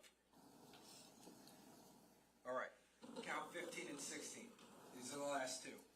The defendant is charged in count 15 of the indictment with the offense of hindering his own apprehension or prosecution, in that he is alleged to have, with the purpose to hinder his own detention, apprehension, investigation, prosecution, conviction, or punishment for the crime of murder, suppressed by way of concealment or destruction any evidence of the crime which may have aided in his discovery or apprehension in the lodging of a charge against him.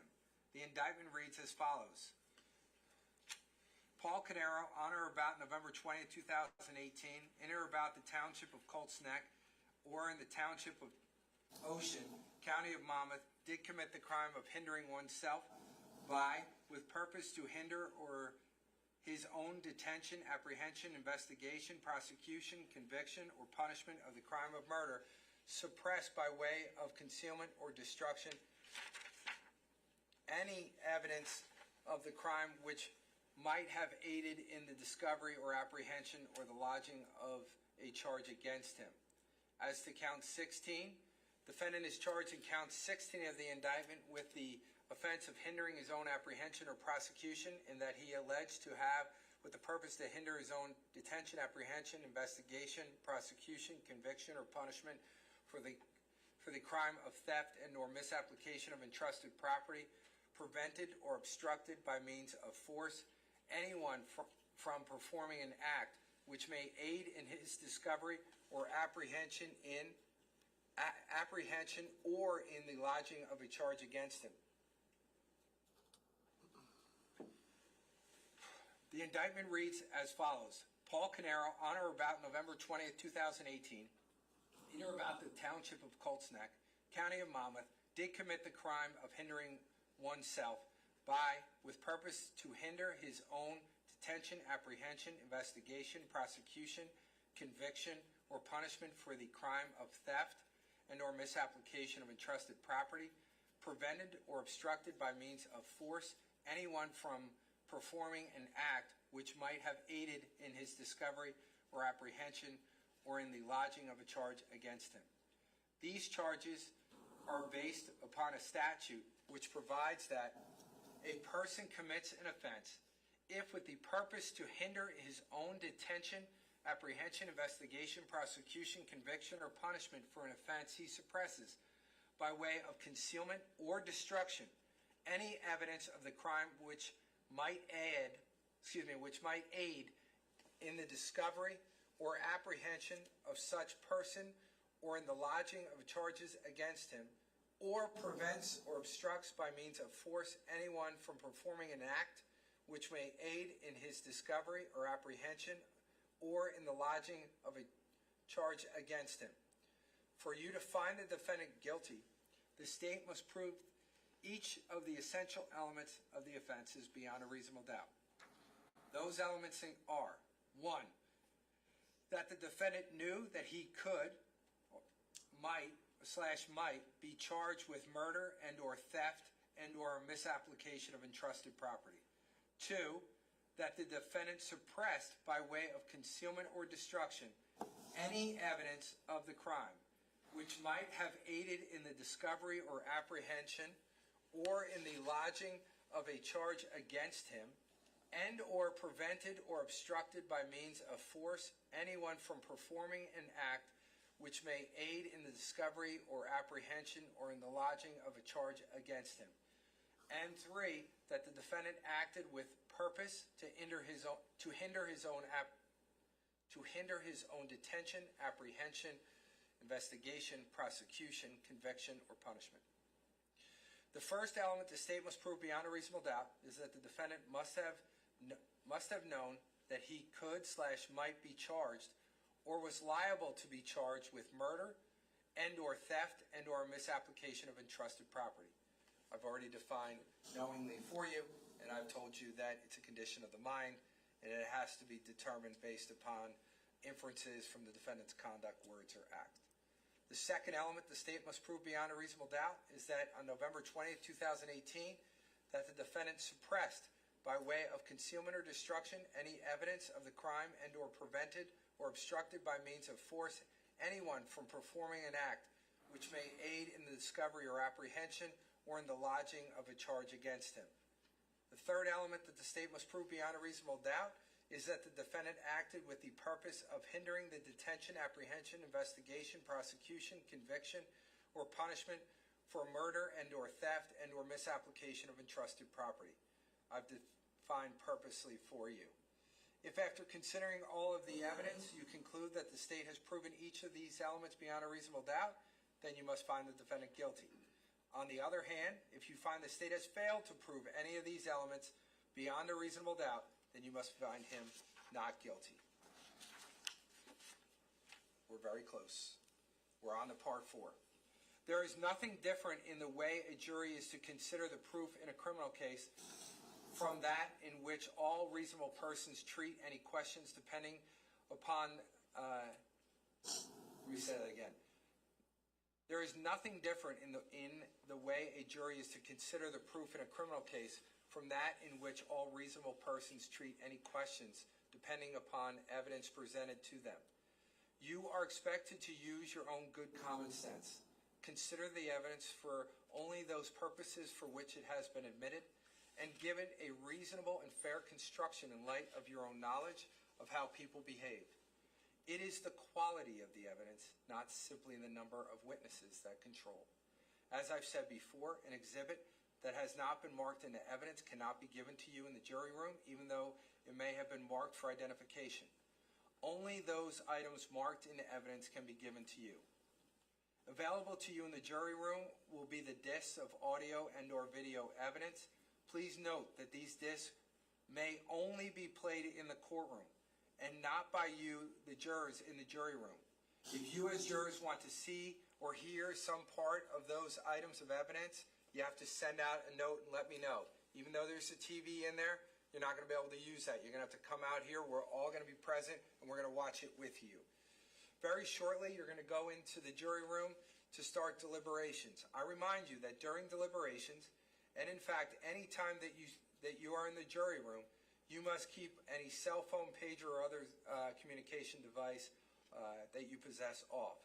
You are to apply the law as I've instructed you as I have instructed you to the facts as you find them to be, for the purpose of arriving a fair and correct verdict.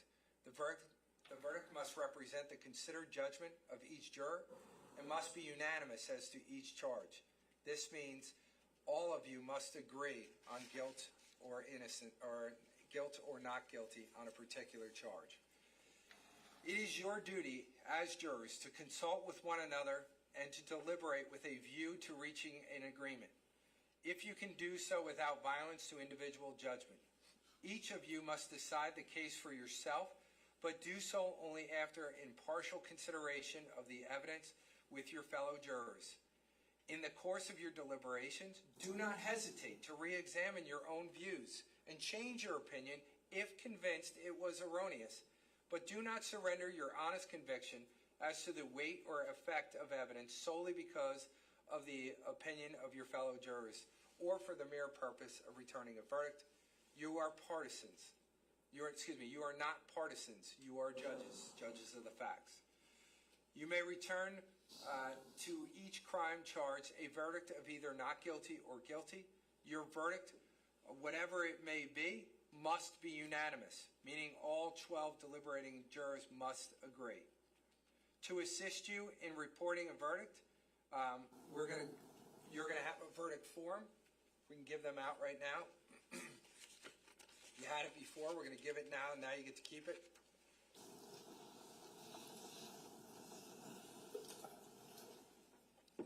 As we are giving that out right now,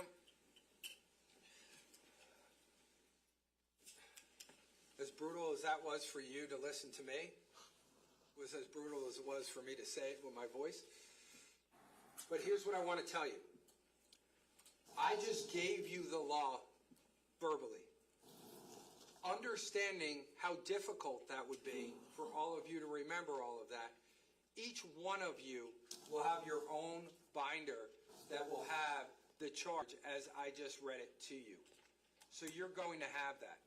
Now you're going to say to yourself, are you kidding me? You just made me sit here and listen to that even though I could have just read it myself?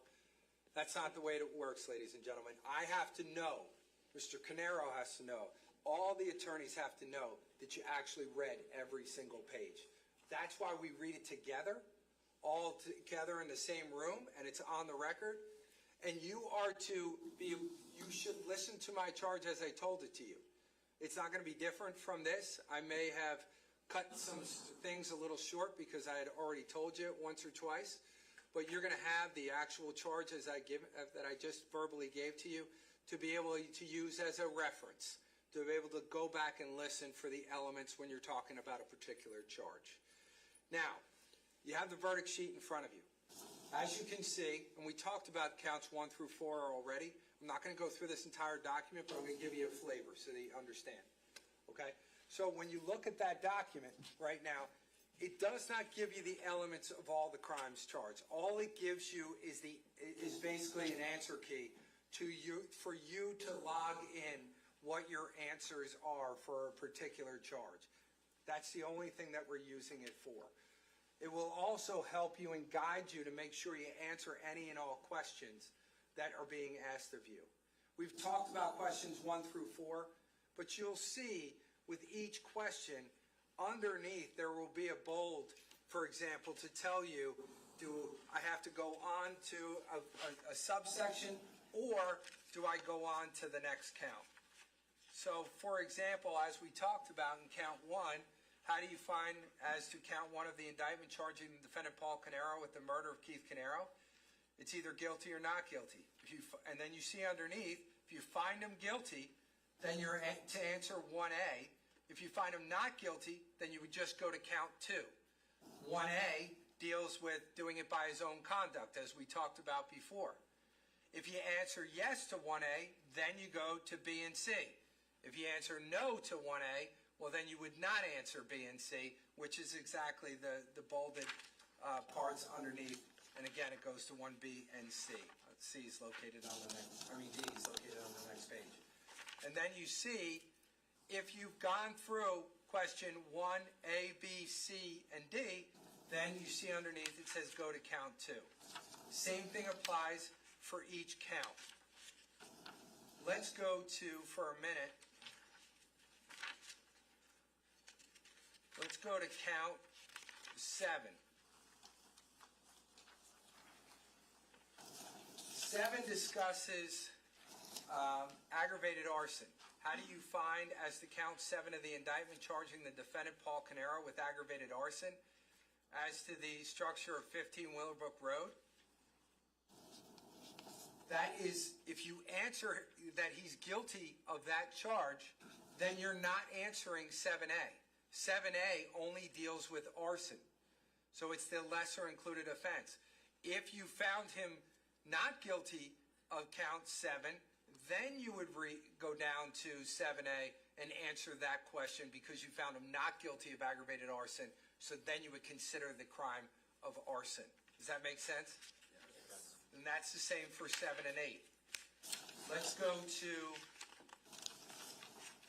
count 13 for a minute, which is on page 14 of the verdict sheet.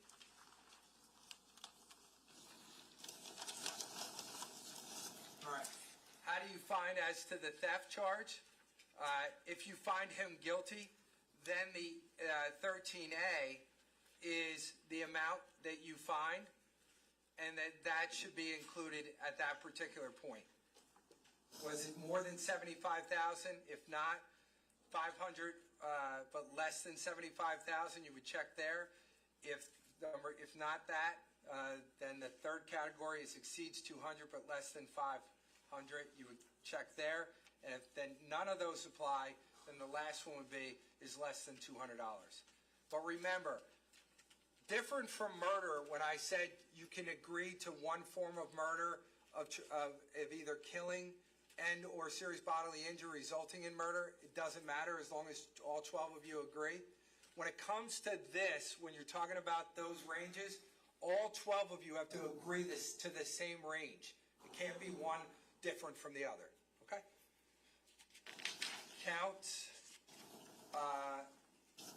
14 deals with the misapplication of entrusted property. Again, if you find him not guilty of that charge, you would not answer A and B of 14. If you find him guilty of it, then you would go down to 14A. If you say yes to 14A, then you go to 14B, but if not, if you say no, then you would not go to 14B. Then the last two charges are just guilty or not guilty. So that is the verdict sheet. Now, if during your deliberations you have a question or you feel that you need further assistance or instructions from me or wish to have certain testimony read or played back, which is either audio or video or some type of exhibit that you needed to see that maybe you don't have, write your question or request on a sheet of paper and give it to the sheriff's officer who will be standing at the jury room door, who in turn will give it to me. The court officer will be sworn to perform certain duties, such as keeping the jury together in a private place for purposes of deliberations and ensuring that no one speaks with you except by order of the court. You are not to discuss with or ask the officer about any trial matters or procedures. Please be aware the officer is also instructed not to initiate communications with you or enter the deliberation room without your consent, except to communicate on behalf of administrative matters such as breaks, meals, the end of the day, telling you that you're going to go home, come back the next day. If an officer must enter the deliberation room, the officer will knock first, and once he's done with completing whatever he was asked to do by me, then he would leave the room, and then you could start your deliberations again. But do not deliberate when he is in the room, he or she is in the room.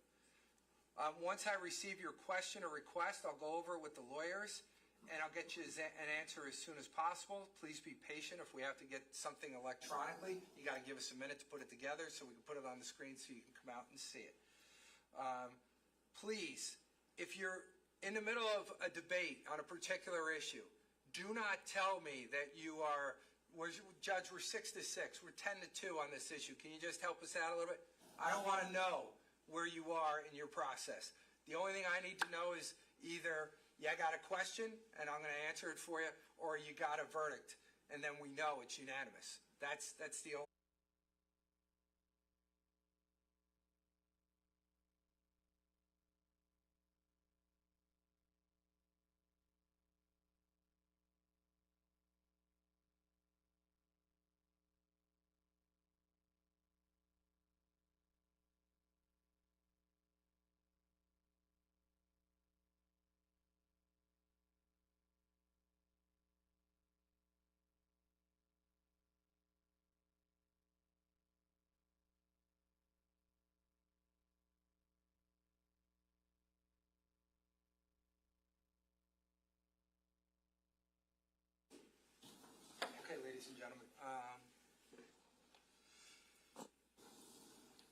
moment of truth. Can we have our way that we do our alternates? Can we bring that in?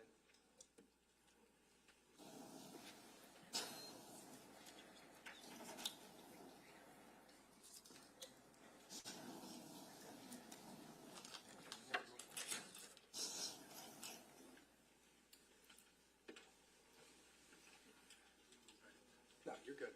We know where you are. Get ready. Knew it.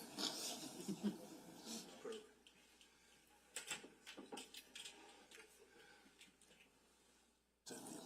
Perfect over to Anna. This is. I want absolutely no responsibility at all. Relates to this. So what Anna's doing is, so that you're aware, is that it just says juror 1 through 16 on some cards, and what we'll do is we spin it, we put our hand in there, and we come up with one. 2026, we're in. It works, it works. I thought we were playing bingo. We have just run a special. Okay, go ahead.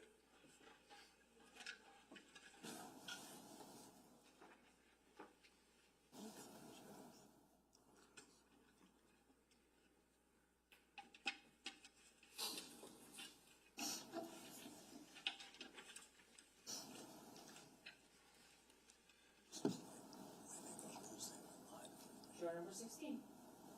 Juror's number 16. Okay, keep going.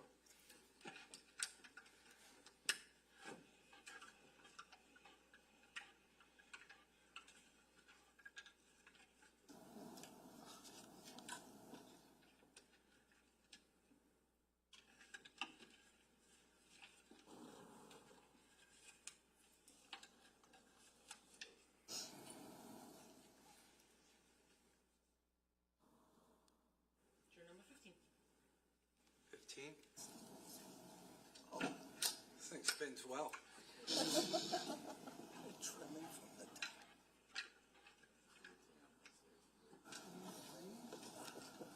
So they get. Unfortunately, that thing messed up. 11. Okay, one more.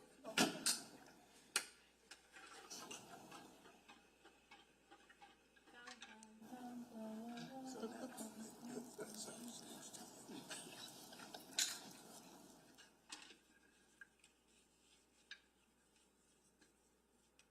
Eight.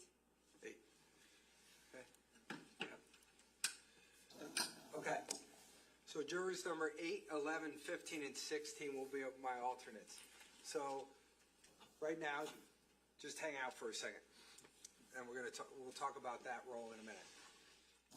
What I want to do is right now is I'm going to swear in my officers. If there's new officers tomorrow morning, then I'll swear in new officers. But I'm going to ask for the officer in the back and also the officer in the front.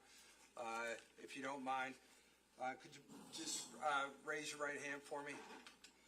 Do you solemnly swear or affirm that you will do your best to keep every person sworn on this jury together in a private place, and that you will not allow any person to speak to them nor speak to them yourself, except by order of the court, and except to ask them if they have agreed on a verdict until they have so agreed? I did. Thank you. All right. All right, so next part. I want to give you an idea for the people that will be in the jury room for a minute. I just want to tell you the items that you will have, because you won't have certain items in there. For example, we don't give you the guns in there, or we don't give you the bullets in there, and we definitely don't give you both of them at the same time. So if you want to see the weapons, any one of the weapons involved, you would have to ask me. You have to write a note saying, can we see S whatever? And then we'll give it to you. And if you don't know the S number, we'll take care of it. So let me just tell you what you do have in evidence. S1, which was the photo book with all its subsections, you have that. You will have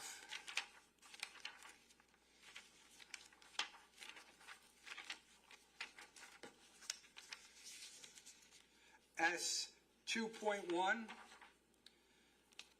which is a photo from the Caneiro family. You'll have S7. I'm not going to read them all, but I guess I have to. Text messages that you'll have from November 20th, 2018. S8. Well, if you're going to physically have them, I don't think I have to read every one.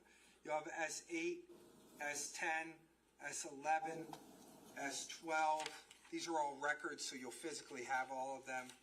S17, 18, 19, 26, 28, 29.1 through 29.10, 30.1 through 30.19, 33.1, 34.1, 35.1, 40, A and B, 42, 44, 45, 46, 47, 48, 49, 50, 51, 52, 53, 61, A and B, 62, 63, 64, 65, 66, A and B, 74, A, B, C, D, and D.1. Now, did 70, I should go back. So 66 is the Waze camera from the kitchen area and the office area. You'll have a disc of that. If you want to see it, you got to come in here and we got to watch it. 74, which is the body-worn camera of Patrolman Marino. If you want that, you got to let us know. It's in evidence. We'll bring you out here to play it. S76, A, B, C, and D. That's the Patrolman Wankowski's body-worn camera. Again, if you want to see it, come on out. 78, same thing. Patrolman Bernard's body-worn camera. Come on out and we'll show it to you. Then you'll have S93, S94. S96 is the 911 call from Boris. That's 96B. 99 is the CD of Catherine Lucchese's 911 call. 101 is the DVD of the sergeant from Colts Neck, his MVR. If you want to see that, we can bring you out. 102, same thing. It's Patrolman Stephen DeCaesar's Colts Neck, his MVR, and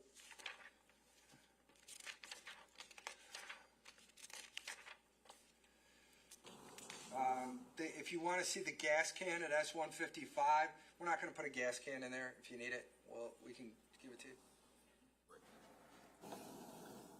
Keep going. You okay? Yeah. Okay, we're almost there. Good. Liquid adjustments. The gas can. Then you'll have 156, 157, 158, 159, 160, 162. It's the automatic knife. You saw that. If you need to see that, you have to tell us. We'll come out here and you can look at it. Same thing. Well, you'll have 163, 164, 166, 165. You'll have 168, 169, 170, 171. You'll have 172. You'll have 173. 174, 175 you'll have. Then we get into firearms. You will not have, but you could see it if you want to see it, is the 9mm. Well, you'll have the barrel. That's 176.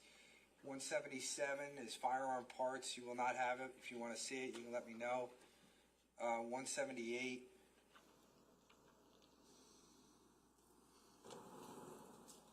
Is the Pelican Storm case with a knife and flashlight. If you need that, you can ask me. 179 is a magazine. Also, you won't have that. 180, 181, again, that's any guns you won't have. 183, 184, 185, 186, you'll have those. 187 is also a handgun. 188 is a handgun. You won't have these. 189, you won't have them, but they're in evidence. 190, 191, 192, 193, 194 is ammo, the Fiocchi ammo. If you want to see that, all you have to do is tell us. 195, 196. Again, if you want to see those things, all you got to do is ask. You'll have 214. 222 is the 6 magazines and 11 unfinished lowers.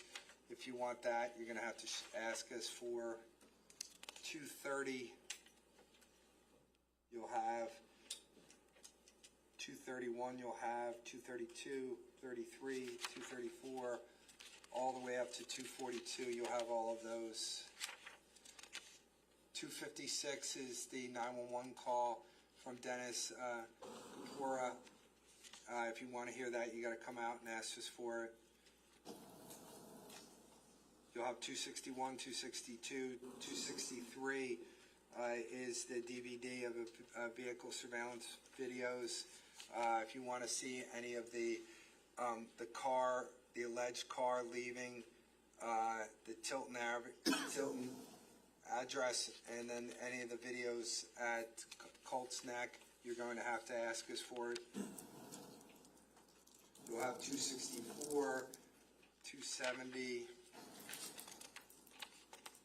270.1, and again, more surveillance cameras. If you want them, you got to ask for it. You'll have emails from 273, 274, which is the iCloud iCloud emails that were read to you. You'll have those. You'll have scene diagrams in 285. You'll have items from the autopsy. You'll have all those. That's 299.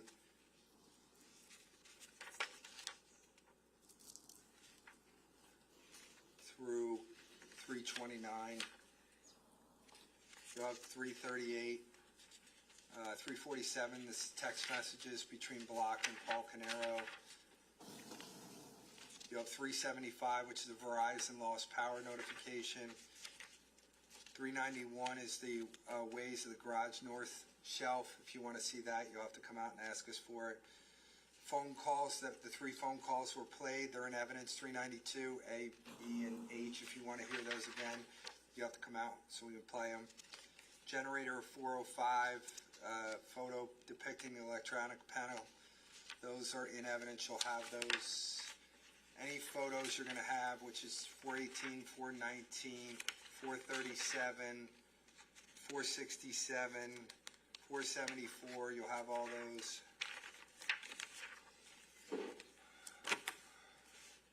You'll have photos from the defense. They have a bunch of photos that they're going to give you also. That's marked D1. And there's a large number of photos that you're going to have in your possession. You're also going to have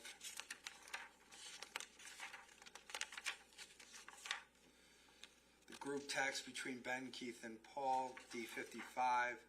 The Canada Life full payment breakdown, D64.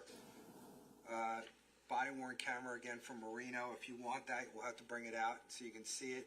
Marino, that's D71. A photo of the refrigerator. You'll have body-worn camera again of Redmond. You'll have to come out for that. That's D106. Video of 44 Willowbrook at 8 p.m. That's D114 if you want to see that. We'll bring it out. D122 is an email between Paul and Sense. You'll have that. D140, 141 are allele charts from Bodie. You'll have those. You'll have certain PowerPoint slides from Carl Reich, pages 2, 10, 11, 12, and 13. Not the entire PowerPoint, but you'll have those pictures, and you'll have those in your possession. So I only try to tell you that because so that you have an idea of what you do have. I can't give you the list because the lists also have things on it that you don't have. So I apologize that I can't just give you that. Okay, so now here's what's going to happen. It's now 4:30. So now you're going to say to me, really? We just done all this and now we got to go home? We don't keep you overnight for when you start deliberations. We normally finish the day somewhere between 4:30 and 5. But because it's been an extremely long day for all of you, and a ton of information, and out of respect for all of you guys now, what I'm going to do is I'm going to send you home for the day. However, this is how it's going to work tomorrow morning. Tomorrow morning, as soon as all 12 deliberating jurors are here, if it's 8:02 and you're all here, Amor is going to bring you up. He's going to put you in that room. In that deliberation room will be all of the evidence that we just discussed. So you're going to go in there and you get started. There's no more wait. In that room will also be 12 binders that will have all of the charges laid out for you. So you'll have your verdict sheet, you'll have your binder. It'll all be in one little binder for you, so everybody can open them up and talk together as a team to figure it out. And you'll get started. My 4 deliberating jurors, you will be taken to another room very close to this room. Why do I do that? I'm not going to leave you downstairs. Here's why. If something happens to one of our 12, we take the 4 numbers, and when we bring you back, and we then put it right through this lovely machine again. We pick one out of the 4, random, and then that one would go in to replace one of the 12 that couldn't continue. But we need 12 to be able to decide. Understand, if you're not, for example, if somebody doesn't come in tomorrow or whatever that is, then, for example, if you're one of the 12 deliberating jurors, I'm replacing you at this point. And we're not, at this point in time, we don't slow down. Here's what I'll tell you. Tomorrow, you have as much time as you need. You have all day if you want. Probably, if for some reason at 5 o'clock or so tomorrow, if we're not done, fine, no problem. What I do is I bring you back on Tuesday. I don't bring you back Monday because Monday's the holiday. So I don't want you to stress about time. You have as much time as you need to be able to do whatever that you need to do. So with that being said, though, you have everything, but you can't start yet. Tomorrow morning, you'll start first thing, and you go as long as that you need. So thank you. It was a long day. It's a long 2 days for you all. And I'm beyond thankful. And I'm watching you, and you guys have been wonderful. Probably the best jury that I've seen, and I've been doing this for a long time. So I'm beyond thankful for everything that you've done, your attentiveness, and we'll get this going tomorrow morning. So we'll bring you downstairs. You're gone for the day. Leave your verdict sheets exactly where they are. We'll take care of that. We'll pick them up from you. You don't have to try to do anything with that. We'll get you out of here, and then we'll see you tomorrow morning. So as soon as we have all 12, we're bringing you up. You will not see any of the attorneys tomorrow morning. You will not see the defendant tomorrow morning. Then at this point in time, it's all about you. If you're in the room, you do your thing. The only time you're seeing any one of us is that if, for some reason, you have a question or if you have a verdict. Okay? All right. Thank you all. Judge, very quickly, if we could just approach. Okay. Sorry. If anybody has to go in there, go ahead.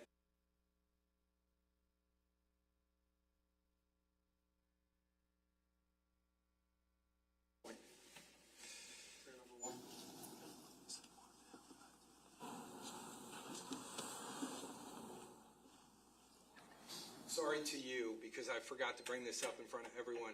So, when if a verdict comes in, because you're seated in juror number 1C, I would like to make you the foreman. Your vote has no more power or less power than anyone else. Maybe you would start the deliberation process tomorrow morning. But my question to you is, would you feel comfortable as the foreman as to when the verdict is read, if you do reach a verdict in this case, would you be able to do that for us? Yes. Okay. Any issue? You comfortable? No. Okay. Okay. Great. You will then be our foreman. All right. Thank you, sir. As soon as they're ready, everybody can start to go.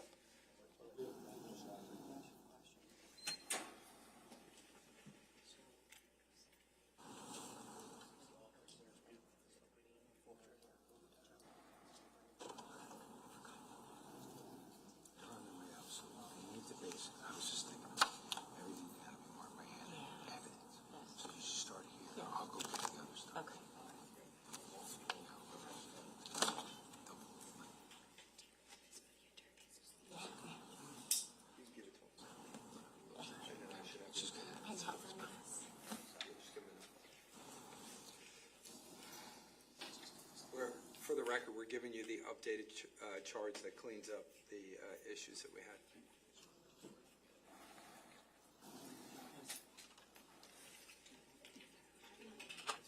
Yes, please. Thank you. If you need more than one, we'll have another one back there.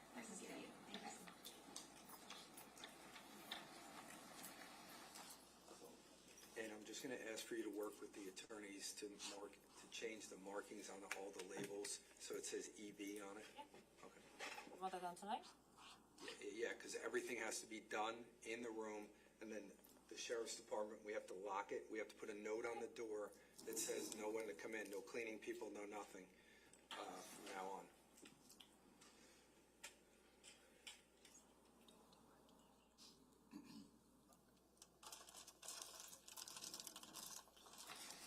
So you guys, if you guys need to change the books and stuff, go ahead. You guys can I start. did it already.